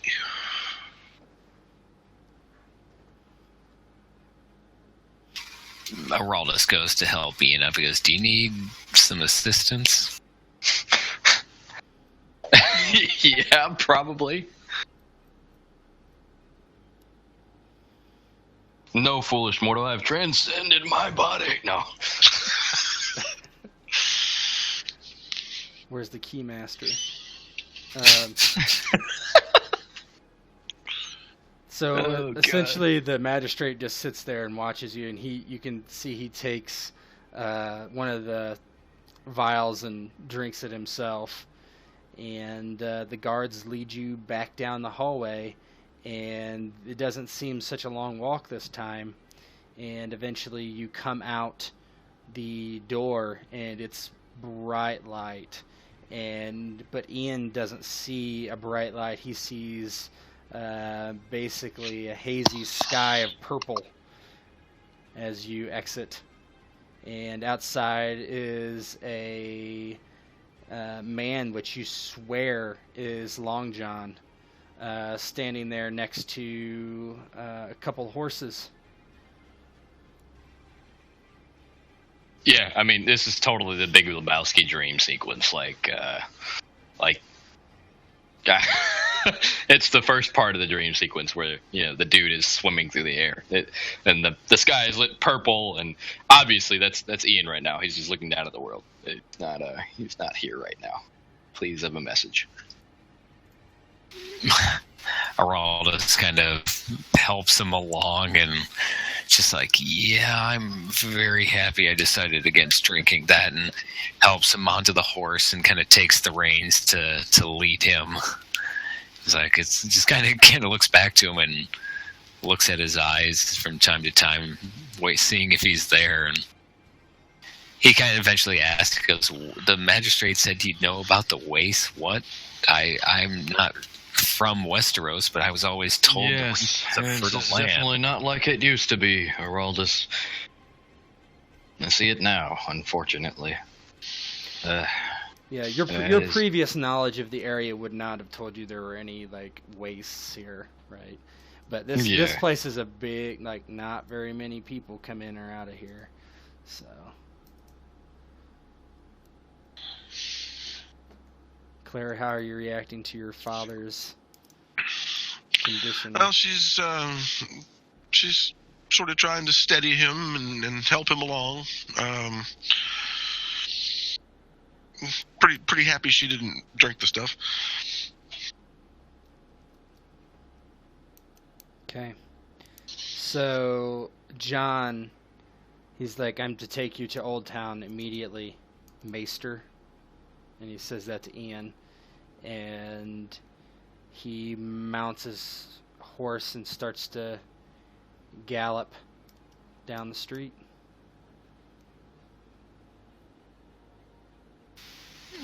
Let's ride. Ba-da-dum-bum. Ba-da-dum-bum-bum. So you each follow him down the street, and you head out of the town.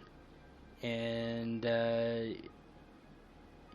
what he explained was true.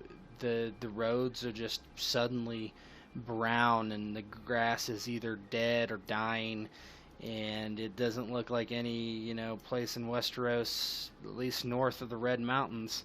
And even then, it looks very strange. It doesn't look right. Something's just not right here. The air smells bad, and it's just kind of gross. You can't really put your finger on it.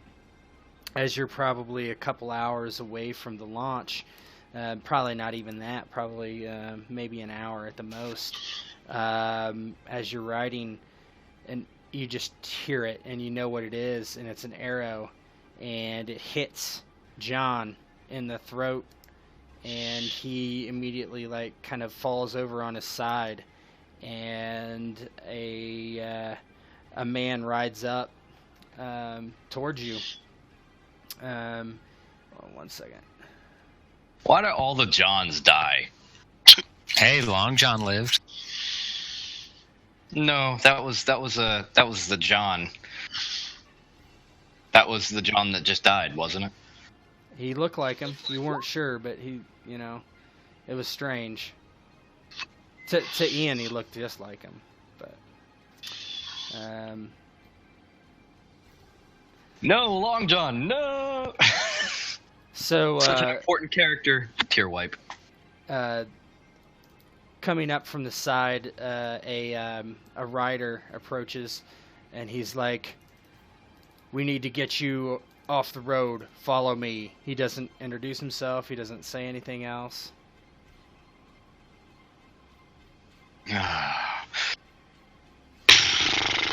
Wonderful. Aroldis begrudgingly follows, just totally. Our guide has been killed. Let's go with the random person. I'm too drugged out to resist, so it's like, ooh. Oh, can I use my prescience to maybe understand what's happening, see into the what's happening beyond? I don't know. Yes, roll 5d6, keep 5. Oh boy.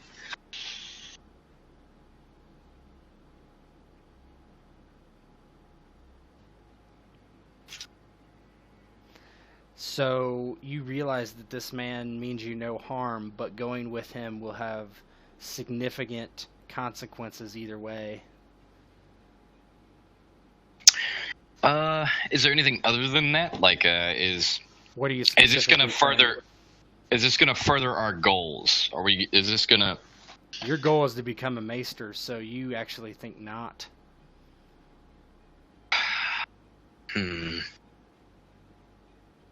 Fuck.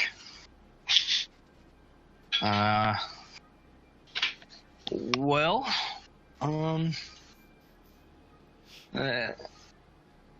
fuck. Ian will probably You can roll will.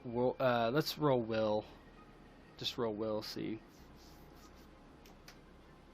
Oh no, I'm not good at this. Well, it could have been worse, actually. I fucking hate the Eagles. So you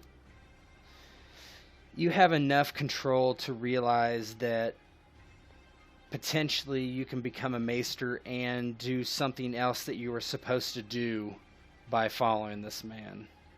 It's not one or the other. You're trying to fight that get clear-headed. Yeah, okay. Well then, yeah, I'll definitely follow him. Obviously, my character's goals have changed slightly. But, yeah, Lord Ian will say to the two of them as, like, this air, like, as John's body is falling from the horse, he goes, it's true, we should follow him. He means us no harm. Aroldis is more than agreement with that. It's as good as I've got.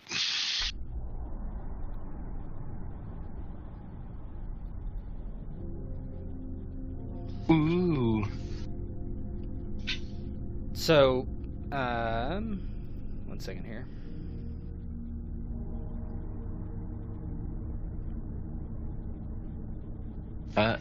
Don't mind me, just queuing up the Eagle soundtrack. So basically, you're led off this path into what appears to be what used to be maybe woods, and the man, he doesn't explain himself very clearly, except to say, I can tell that you were sent here, and I don't think it was for your own good, I'll tell you that. He's like, we've been fighting the magistrate for some time now. One of my sources inside the town alerted me to your presence, and he looks at Ian and he's like, this one has a big mouth.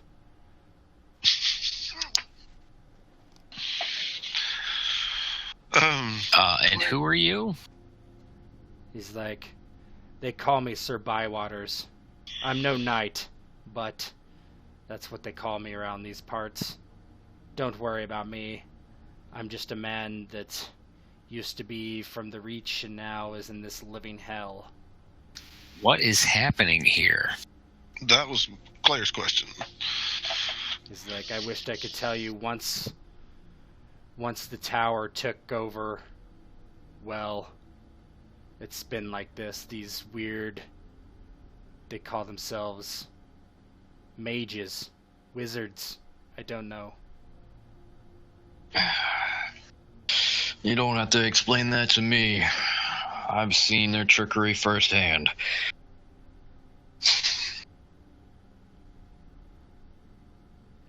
Oh, the things I will do. He kind of looks at you and looks at your beard, and he's like, I see they gave you the shade of the evening. Yes, it was one of us or nothing that we were trying to do would happen. So, I piped up, and, well, he points at his beard. Suppose this stuff is, permanent? He's like, no. He's like, you haven't drank enough of it. He's like, but what you've ingested might be. It's up for her to decide. He's like, come with me. and he leads you further into this dying woods, and eventually you come into this, what appears to be a circle. Trees basically making a circle, and he leads you inside, and it's very eerily similar to what you just experienced, only now lounging on the ground is a young girl with raven black hair. He's like, she will tell you what to do. She will protect you. And he nods for you to go in further. Well, Aroldis, this day cannot get any worse, can it? Or any weirder, I should say. Nah, give it time. The day's young. Really, I can't tell. The sky is all purple for me. So the girl like sits up, and she stands up, and she kind of runs forward as like a 12-year-old girl might, and she gives Claire a hug, and she's like, "You've come." She's like, I'm happy. She's like, you do not want to head south without talking to me first. And what's your name, little girl?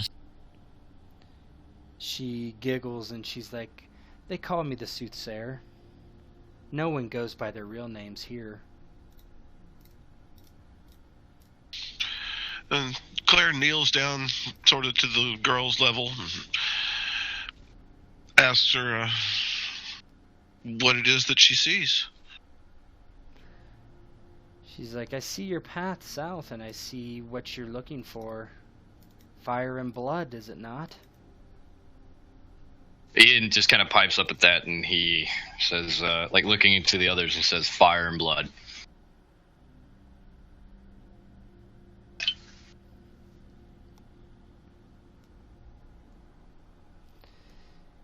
And she smiles, and she's like, I will let you pass the wastes, but I need something from you. I'm sorry. Well, Not the first time we've been told that. I know it will That's be the not- last. Well, it won't be the last someone needs something from Lord Ear and Spire. It definitely isn't the first time either. She's like, this is easy. I don't require you to perform a great task for me or give me gold. I just need something personal. And she pulls out a very small knife and a ceramic bowl, and she's like, just a bit of your blood? That's all I need. For a prayer for your safe passage. There's just like an eyebrow raise of like, the gods don't look kindly upon this girl. She's like, let me worry about the gods. You do not want to pass without giving the land their due. The land they're due. I mean, if I look around me now, seems to be a dead land. For all I know, what she'll do is take our lives to help soothe the aching of this land. If I wanted to take your lives, I could have done it already, or allowed the Magister to do it. This is not going to harm you, I promise. This is simply a right for you to pass unharmed. It is up to you. You do not have to agree. If you wish, you may go. Can I roll empathy here to get a feeling for what she's talking about? Sure. So, as far as you can tell, she wants your blood for a reason. You don't have a sense of feeling that it will hurt you, but it's hard to know exactly what she wants with it. She wants it for a purpose, however. But you don't have the sense that it's going to cause you harm.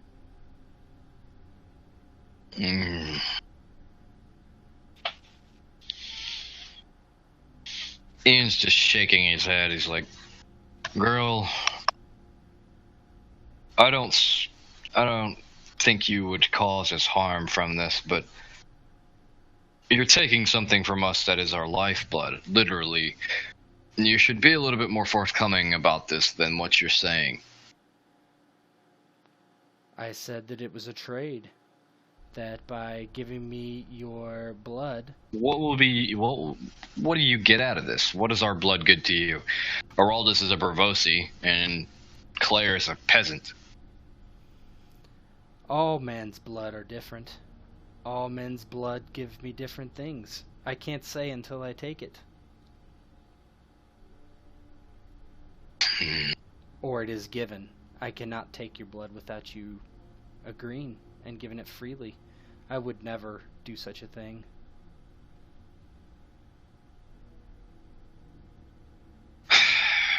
Ian just kind of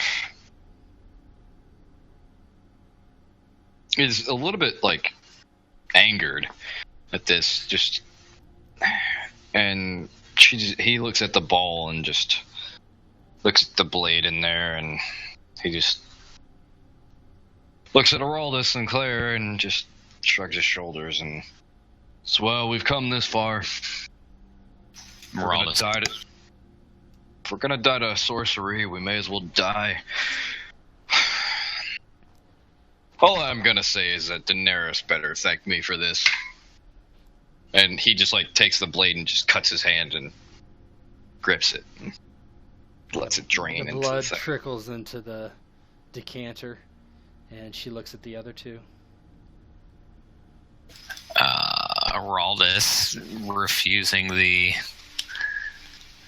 vial from the magistrate, kind of looks to Ian and looks to Claire and goes, I've refused the vial. I didn't ingest it. I don't know why I'm going to be willingly giving up my blood.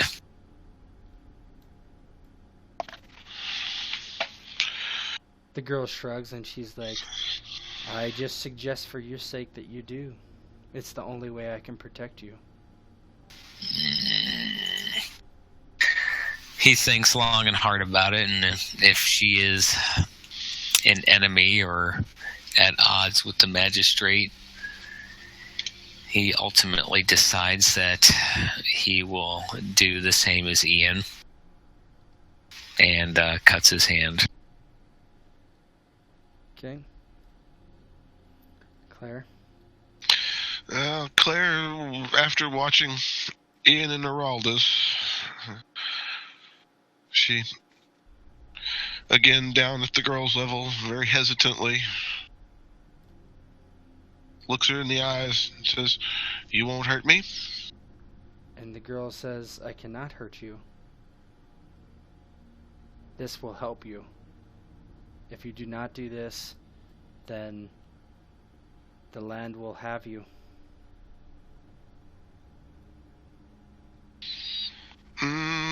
Reluctantly, Claire will give her some blood.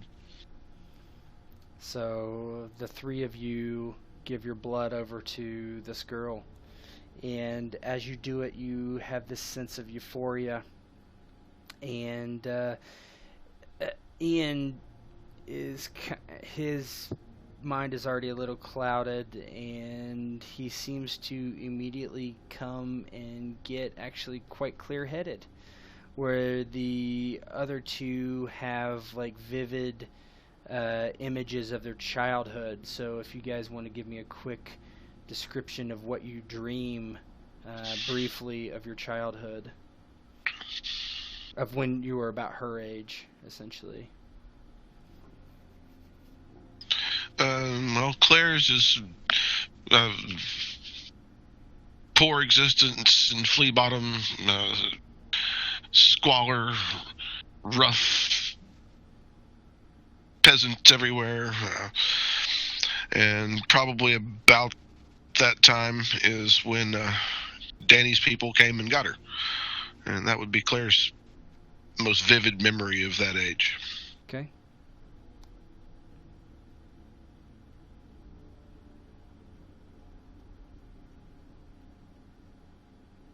Aroldis?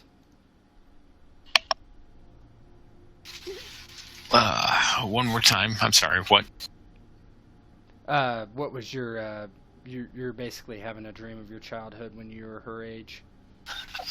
He dreams of running through the streets of Bravos and running with his friends and more of the carefree days of youth and before the weight of the world and growing up comes crashing down, and the fond memories he recalls of those days before things became much more complicated. Okay. So your sense of euphoria passes rather quickly, and the girl does take the bowl, and what you would probably not want her to do, she does, and that is like drinks your blood. And her lips are stained red, and she smiles at you with its very sinister looking smile just because of the blood. I mean, it's actually probably a normal smile, but she says,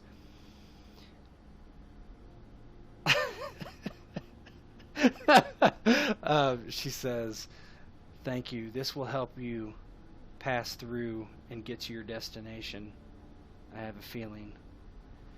And she's like, "My friend Sir Bywater will lead you there." And she's like, "Thank you for coming." Yes. Good luck with what you're doing.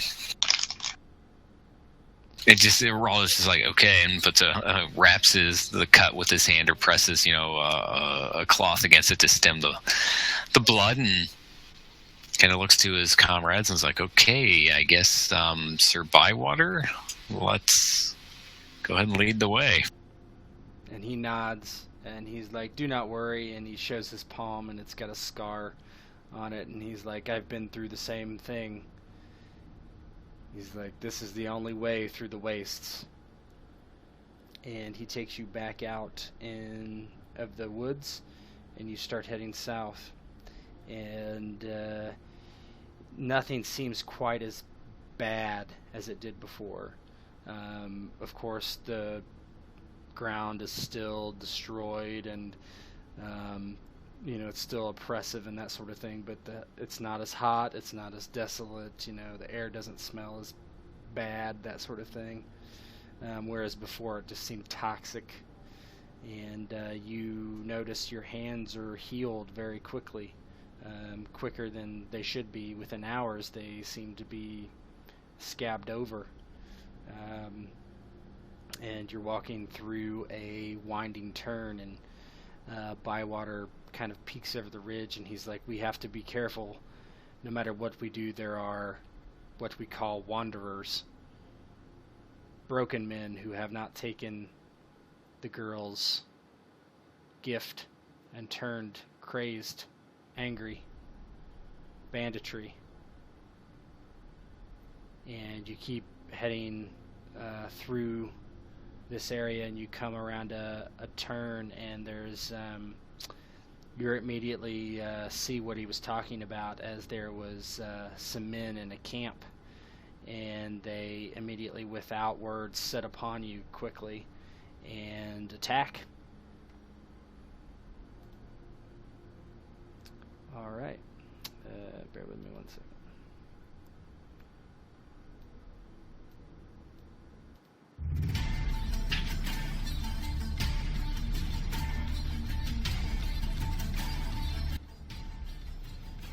All right. Oh, great. I am not good at fighting. Holy shit.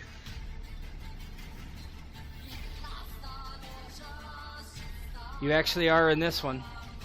You will be, so all your stats are bumped to 5 for this combat. Due Holy shit. Yeah, due to your drinking of the, the stuff. Shade of the Evening. Oh, wow. Well, let me calculate some things then. Yeah, you can just knock them all up to 5, and then we'll replace them afterwards, because I have your real sheet, right? Ah, okay, yep. Just do your combat stats. Don't worry about anything else. But Yep. I'm working on it. And then when you guys are ready, go ahead and roll your quickness, agility quickness. Add 4 to my roll, because I didn't realize Water Dancer 2 does that. Where's your roll? Oh, to come? Okay, 19. Yes, sir. get this thing going here. I'm gonna go grab a drink while we get this ready. Sure. Oh my lord, I'm pretty good at fighting now. Holy shit. Holy crap. That's badass. You sure you don't want more of that, or? Obviously I do. No. See, I like the idea. You'll see. Right now. So he got a 19. Well, I'm gonna ask him something because I don't know if he took his negative from his pants or whatever. What's your armor is padded, right, Claire? Something like that.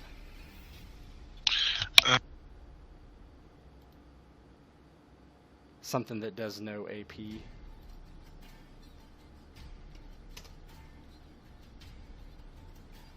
$21. Can you guys still hear me? Yeah, Claire is padded. Okay, that's fine. So you're fine. So I think Aroldis is like 19. All right. Holy balls. So if somebody wants to take over Bywater, I'll give them to you. Maybe Claire, maybe Rob. Unless you don't want to control two characters, then I'll do it. It's easy for me. Yeah, go ahead. Okay, just give me Sir Bywater and I'll play shooty with him. As Lord Ian just kicks into as his young man mode before he was injured. Oh, it's more than that. It's like just more than you've ever experienced in your life, how you feel. Lord Ian charges the captain, kills him in one swing. Let's go! Oh god. Aroldis shocked.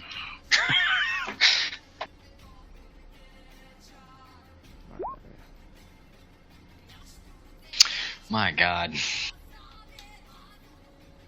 Alright, so you can roll agility quickness with him, and I'll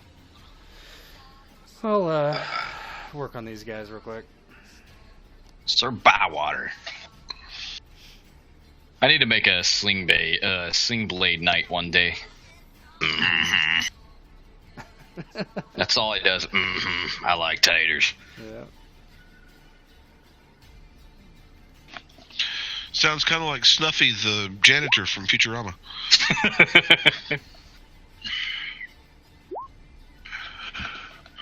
That was Bywater's. Alright, just give me 2 seconds here. It's gonna just take a couple minutes to set up. Okay, so just gonna bring it down. So 10. That's what Sir Bywater sounds like in IRL. The girls. Alright. What was the last one? Okay, 6. 6 for Bywater. 6 for Bywater. And his armor is what? Jesus Christ. It is. Where's his armor at? It's not a negative, I can tell you that. It's ring, so it's -2. There we are. Okay. You didn't put it into the combat thing. Oh, okay. Will you do that for me? Yep. Will do. So his combat defense is fucking garbage. 5.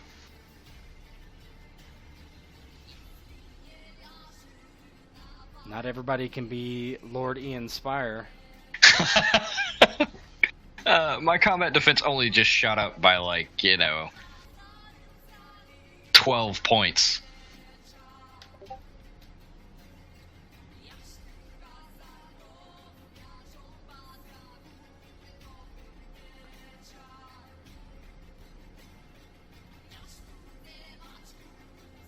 These poor wanderers. Like, Aroldis, I don't know which one you want, but I'll let you deal with the wanderers. How about that? This captain's about to catch me outside.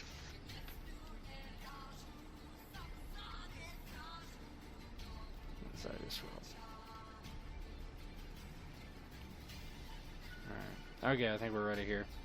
Okay, so whoever's at the top of the order goes. I believe that is Lord Ian Spire, who has been graced with the shade of the evening. So there's like a moment like before Aroldis can even pull his sword from his sheath. It's like Ian just charges like with his horse and everything, just charges in front of everyone and just like slams into this captain, just sword out, everything. So you'll get a +1 to your roll because you're on a horse and he's on foot. If you actually use a charge action, you get. So is that what you're going to do? Actually, a charge? Yeah, action? I'm actually charging. All right, so then you're going to do this by hand, which is fine. So you're rolling 5, keeping 4, +1. Rolling 5, keeping 1. Oh, I'm rolling 6, keep. I'm sorry. Rolling 5, keeping 4, +1. This is because, unless you have... I have long blade 1. Oh, so. okay. Yep, then you do. Roll 6, keep 4, +1. +1. Well, I'm not going to add the modifier in. I'll just roll it. That's fine. That's 21. 21. What is your current damage? Okay, so if you're doing a long blade, it's athletics. Is it +1, Mike, or is it just athletics? Yep, long sword's +1, so you have a damage to 6. Yep. So whatever. Yep. Athletics. So 6. So 8 damage, right? Because you charged. Yep. And you rolled a 20. All right, hold on. Oh, that's 21. But 21. Right. So he has a shield. So Okay. that's 3 degrees of success. So it's 24 minus 8, which would put him at... 3 degrees is 18 damage. Yep, 18. Oh. I don't think you add the damage from the charge. It's just... Oh, he's charged? Yeah, it's 24. charged. Never mind. Sorry, Yep. I totally forgot he was on a horse charging. My bad. Yep. Yeah, no, it's multiplied. That's Oh, why okay, it's well so, then. It's so... So basically you charge at him and you swing down and your sword just lops his head off and you just feel like basically that you could kill a dragon. Or fuck one. You did that. Hey-oh. That's going to be an interesting conversation. So, Daenerys, I fucked you. As a dragon. Okay. So that's him. Aroldis, you're up. Spurring his horse on, he charges as well at number 1. Okay.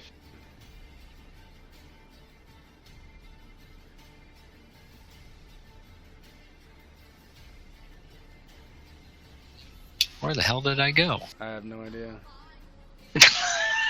I really haven't. You just My horse just like went berserk.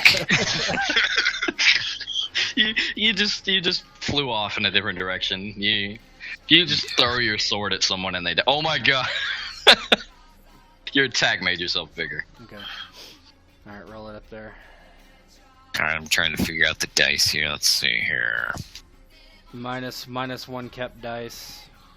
Yep, is it +1B for being mounted or +1? Just God, it could be. I gave Ian +1, but it could be an extra bonus die too. I think it's 1B. I'll just think go you're with right. the +1 for now, but Go ahead and 1B since he killed him. It didn't matter. So yeah, just to give yourself an extra bonus die. yeah, it's yeah. I just turned to the page. It's +1B to non-mounted opponents. Yep. Alrighty, so let's get some dice rolling.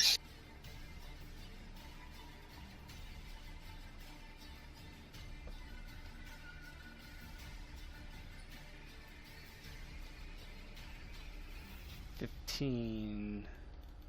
15 with a base damage, including the charge of 7. 2 degrees of success, 14 damage minus... Oh, he's got leather. He's Hard dead. leather's 3. Yeah, he's dead. So basically you charge and then you stab him somehow. Alright. use my rapier to pierce his face. Oh shit, I just, hold on. Where are my other guys? Oh fuck, I deleted the wrong ones. The Wanderers go last, so, hold on. Sorry. So the archers aim and shoot. One shoots at Aroldis, the first one. So let's see.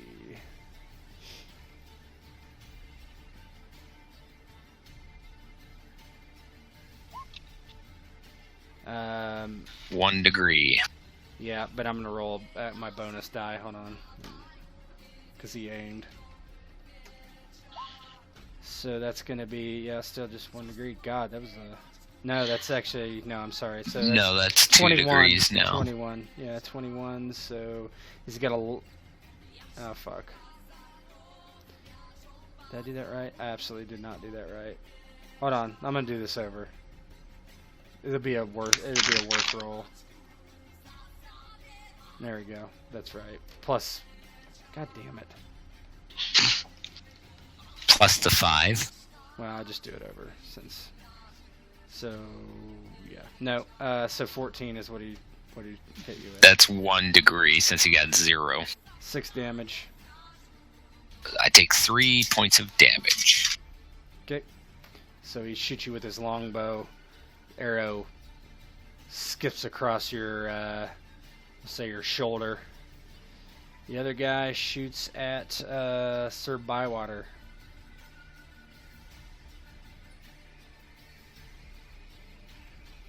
I guess I have to do this. So this is weird because just so the people know, this weapon has training on it, so it's causing me issues. I have to do it by hand, really. I don't know if this guy's... he doesn't really... Oh, I suppose he's not really a knight. Yeah, he doesn't have, like, combat-focused stuff. Oh, man. Oh, man, Bywater might be dead. Yeah, Bywater might actually be dead. Damn, that's a hell of a Squared roll. away.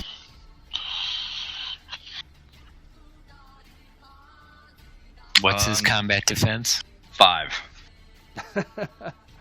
That's 3 degrees if memory serves. No, anything. Is it? Yeah. I think 15 plus is 4 degrees. Yep, you're right. So just got 3, so that's 18. What's his armor? Armor is 4. 14, and he has not able to take wounds or injuries. No, he's not. So he is dead. Yep. So the archer shoots down, and the arrow straight through the eye. What's his endurance? Not high. Let me look. Yeah, I'm just not giving him the opportunity to take injuries or wounds. No, I was going to potentially use a destiny point for this session and save him our guide. Oh, but you could do that. Yeah, you can do that. Since all 4 are 6s, I'd take it down to 18. I'm just trying to see what his health is and see. His health is 9. So 9. It would 4 off of it. How much damage did he take? I mean, if you wanted to spend a destiny point, how are you going to use it? A minus 1d to the roll. Oh, okay. Yeah, you could. Gotcha. So it would be a 18 versus a 5. So that's 2 degrees of success. No, that's 3. Well, he had 14. He would beat it by 14. So subtract 6. That means he beat it by 8, which would be 2 degrees of success. Am I getting my math wrong, or is that right? No, that's right. Yep, above 5. So is 2 degrees of success for 12 points of damage. We determined minus what was he wearing? 4. Hard leather. 4, and then No, he's that got would make. splint or something. If he's got. It's 12 points of damage, right? Minus 4. He'd be alive. Take 8. He's gonna take 8. What's he got? 3 endurance. So he'd have 1 hit point left. He'd have 1 HP point left. Yeah, I'll go ahead and spend it for this session to keep him alive. Hopefully one of these bitches shoot at Claire. Not the pretty face. Just shoot me. Not the face! Yeah, I'm a tank right now. Just fucking shoot me. they're done. Shoot me. So Claire, you're up. All right.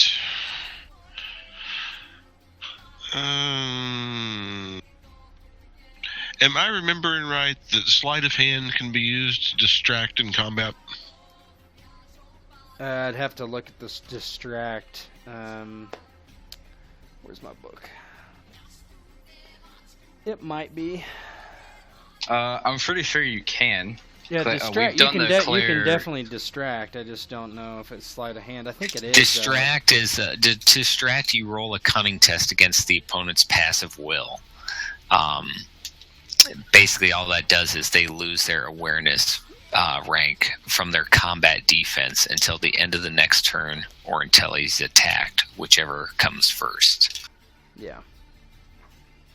So it's more of a doing something to distract them while they're about to be attacked to further lower their combat defense and increase the other person's damage.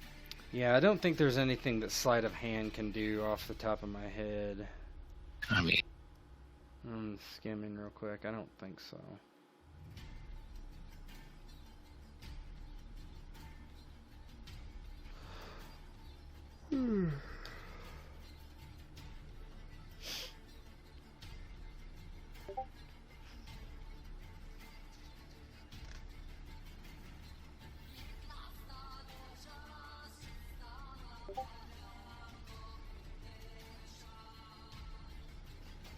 you could always sprint, then spend a DP in sleight of hand and milk his prostate, causing him to be distracted.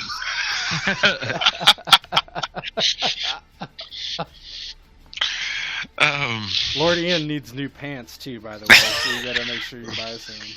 Yeah, definitely. Yeah, I should give you a negative because your movement's like hindered by the The crustiness. large wet stain. The crusty white spot. Okay, well, Claire will attempt to distract and then take a shot with her crossbow. Not Okay. that that's going to be very effective, but It is a lesser action, so. Yeah, you can distract, so go ahead and do a cunning test. Who are you shooting at? One of the archers? yeah. Okay. You can throw a stone or something. Doesn't really matter. It's called Flash Tits. Yeah, Yeah. that's wearing Danny's Karth gown, where one boob hangs out. Okay, that's- so a that's- 19 on the cunning. Was it passive? What is it? Against passive awareness. Passive will. Yeah, Well, that's going to beat that. Yeah. So they lose their awareness to their combat defense. Okay, and that might help her. We'll see. Yeah, probably not. What'd you roll? A 7. You hit. What's your crossbow do damage-wise? They don't have armor, so... Does 3. Okay, so... You rolled a... So, yeah, one of them takes 3 damage. Let's do this guy. This guy good? The guy on the right? Yeah, either one. Okay. So you throw a stone and then shoot him. Sir Bywater. Sir Bywater has just taken like an arrow to the eye and only made just barely is alive, so he just like Well, I don't think he took an arrow to the eye and lived, so it probably It went to his knee after I spent the DP. Yeah. oh god, yeah, it just impaled it through his knee, and he's His victory days are over. he's gonna raise his bow and from atop his horse just fire back at the guy who just been shot.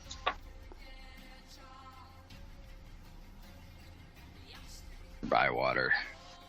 God, Sir Bywater, you're not even good at fighting. Like Ian over here. Joking.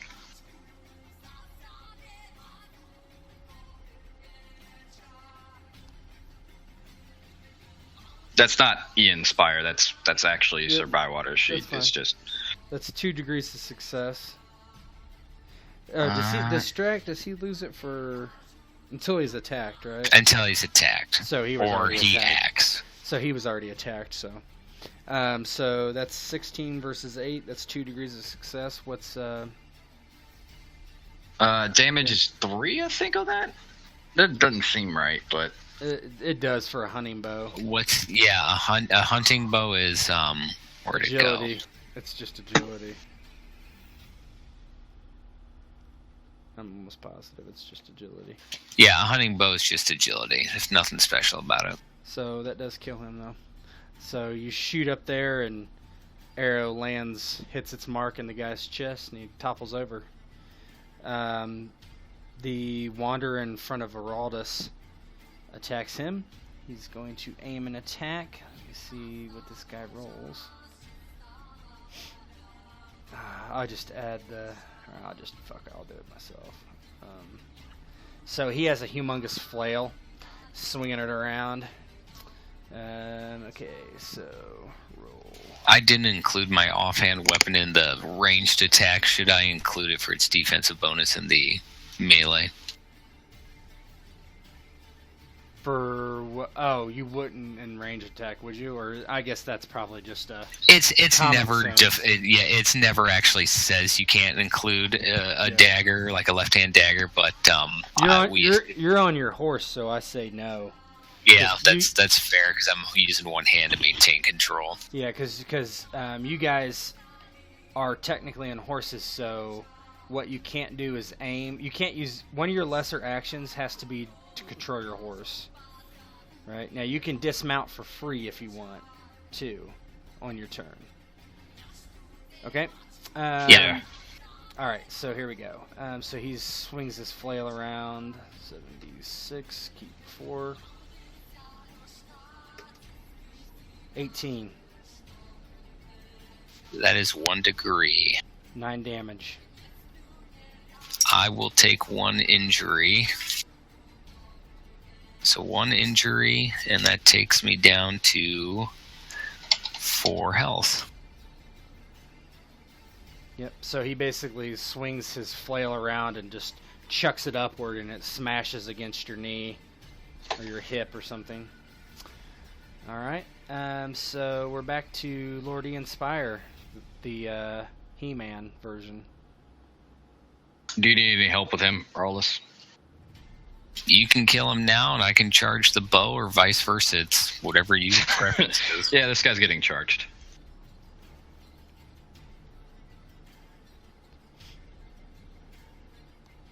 Flail is probably the most deadly of the 2 weapons remaining. They're both no fun. Yeah, he's gonna get charged. I'm gonna. I think this is correct. So if you got 5, so you are rolling 6, right? Does in the weapons does test if you bump it up 1? Does that give you a bonus die?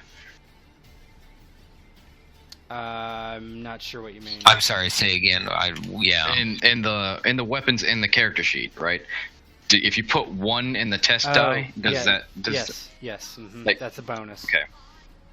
Okay. Well, then I will do that then. But you got to keep 1 less. That's the thing.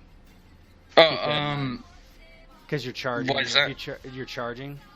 Okay. So then I won't put a bonus in. If you don't charge, you don't have to though. Well, all his stats are up to 5, right? Right. So you're going to keep 4 dice. I mean, that's still a pretty darn good roll. I mean, I have a bonus. Well, it'll be 2 bonus dice. rolls. You would roll 7d6, keep 4. Yep. Because you get a bonus die for being on your horse and hit him on his feet. Yep. Well, take off that 3, but so it's a 16 because it didn't take it off. Okay, that's fine. Let's see. 3 degrees of success. Damage is 8.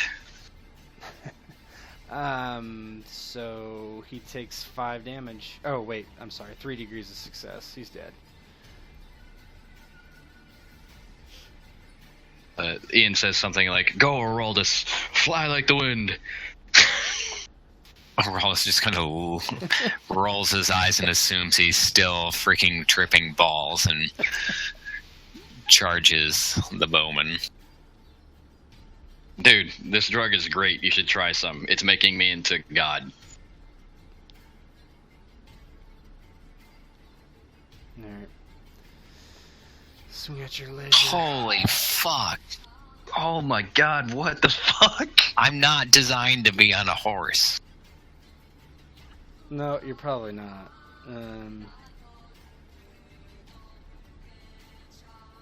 Oh, you know what? I do get 1B on that at least. Yeah, just roll another one and Yep. Yeah, you're really not designed to be on a horse. that doesn't Still even not help. designed to be on a horse. Yeah, 1 degree of success. What's your damage? 5, or it'll be 7 because I charged. 7. Okay. So you'd still hit him pretty hard. These guys don't even have armor. I don't know if I just forgot to give it to him, but whatever. So you charge and you stab again with your little wimpy sword and stab down into the archer, and he just kind of stumbles backwards. Wilhelm scream or something. And he basically... What is this guy? Yeah, he aims and shoots the Bravosi right in his face. These guys are... Doesn't he get negatives for... Because he's firing in... He has to fire in combat, right? Yeah, there's no penalty for it, and Oh, okay. yeah, there's not a penalty for that. So Well, here, I hope they don't roll like they did just now, because holy shit. I'm gonna roll another die after this.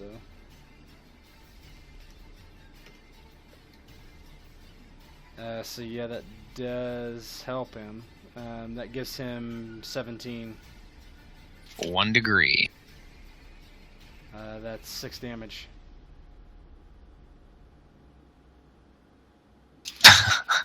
Sorry, I'm laughing. I never subtracted my armor from that first roll. I still would have had to take an injury, though. Oh, I'll have 7 of 12 health and an injury. okay, that's fine. And what did this damage? What was it? 6. He's So got a I'll take longbow. 3 points of damage, so I'm back to 4 of 12. Okay, so the guy just kind of looks from directly across with you. He's got a bunch of piercings and strange carvings, like scarification type of stuff, and just shoots up into you. Yep. Oh my god.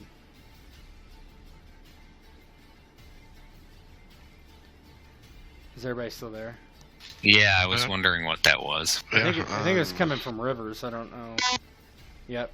It is. Yeah, you're freaking out. It's that stuff, man. It's He's tra- freaking out. it's traverse from role playing to real life. It's the best drug ever. DEA is coming to my door. Still there. Yeah, it's still there. So it's Claire's turn. Okay. I don't really want to accidentally hit Aroldis. You won't. It's not even unless you like roll a 1. There are rules for fumbles, but I typically don't use them. She'll move to get a clearer shot at the... Although I guess if she does that, she can't distract. Yeah, you wouldn't be able to distract, but you technically can't distract anyway. I messed up because you're on a horse, so you can't technically distract. Yeah. You can jump off your horse and then move, and that's fine. So that's what we'll assume you do. Now you can distract. Alright. That is going to work. And so... see if this... That'll probably finish him off. Yeah, if you hit, which you did Probably not. Which Yeah. Which You you did would have not critically failed. Thank God you don't use that. You shoot Aroldis in the butt, and now him, Arya, and Stormbreaker have the same scar. My horse! shoot Aroldis' horse in the butt, it tramples the guy. He bucks and kicks him. What are you there, Rivers? No. So we'll say Bywater moves over this way too. Let me bring him up. And he aims and shoots over, kind of over Aroldis' shoulders, and nails the guy and puts him down. Just fire at that one. Alright, so you defend against these crazy people that attacked you. And Sir Bywater walks over limping badly, and he kind of falls to the ground in front of Claire with this arrow sticking straight through his knee. And he just goes, "Ah, my adventuring days are over." And Claire smiles pityingly down at him and really thinks she probably shouldn't try and help him because she'll probably make it worse.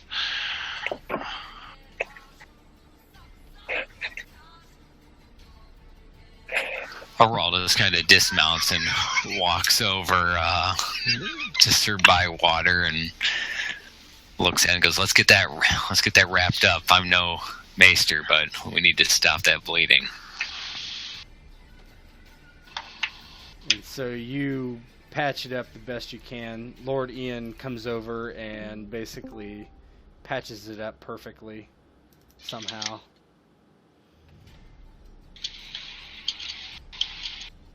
Are you back, Rivers?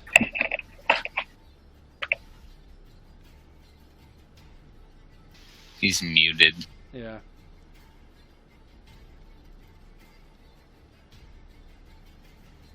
Okay, whatever. So, yeah, you dispose of the Wanderers, and you basically find a place to rest for the night. So this is essentially day 3. And you, Sir Bywater finds a place where you can stay, and he hides you out there until the next day. The next day, you, I'm assuming Rivers is not back or can't talk because of whatever. So I'm just going to continue since the next is just narration anyway. So you head towards. The next day you head towards where he says he can take you to Old Town in the Citadel. You ride for the good part of the next day, which would be day 4, and in the distance you see just the remnants of a massive city, bigger than even King's Landing for those of you who have been there. And essentially the thing about it is it's just like the land is. It doesn't look like there's any people there. Doesn't look like there is, activity as far as trade or anything like that. You see the tower in the distance. You do see House High Tower, that tower out there as well. But the biggest thing you definitely see is what you can assume to be the Citadel. And it's definitely grown from anything Lord Ian had heard it to be. It's just a gigantic tower. If you want to think of something, think of like, oh God, I don't know, what's a good example, like Orthanc, right? Something like that. Just in the middle of this desolate city that's like just dead. And you look upon it from the distance, and Sir Bywater frowns, and he's like, "Here you are. I haven't been here in years. It looks even worse now." Well, Bywater, there's any chance of you sticking around? We might need your help. He looks down at his leg, and he's like, "I don't know what help I can be." A guide.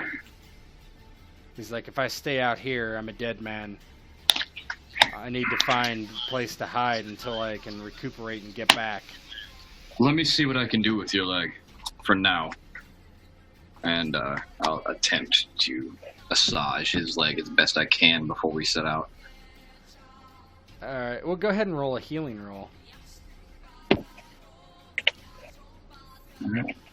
Claire, you can roll a healing roll too. For Walter Peck's last suggestion.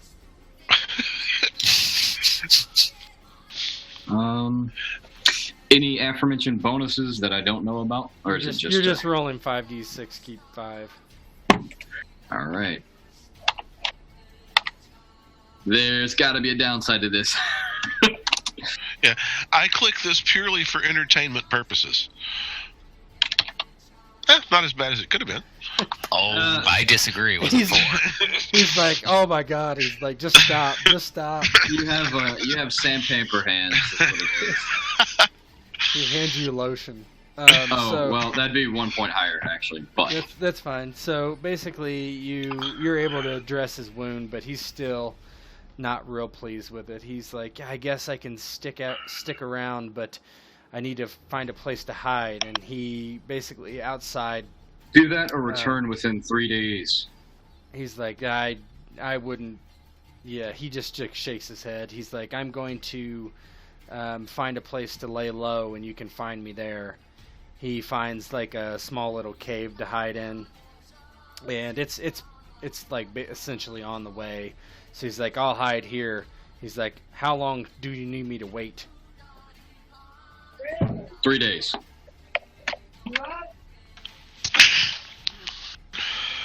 He rolls his eyes and he's like, I'll try my best. And so you look back at the giant behemoth before you, and your destination after so many days and weeks is finally right in front of you, but not exactly what you had expected. And that's it. Dun dun dun. Dun dun da da da da da da da. Exactly. So, the Reach has turned into the Shadowlands. Right.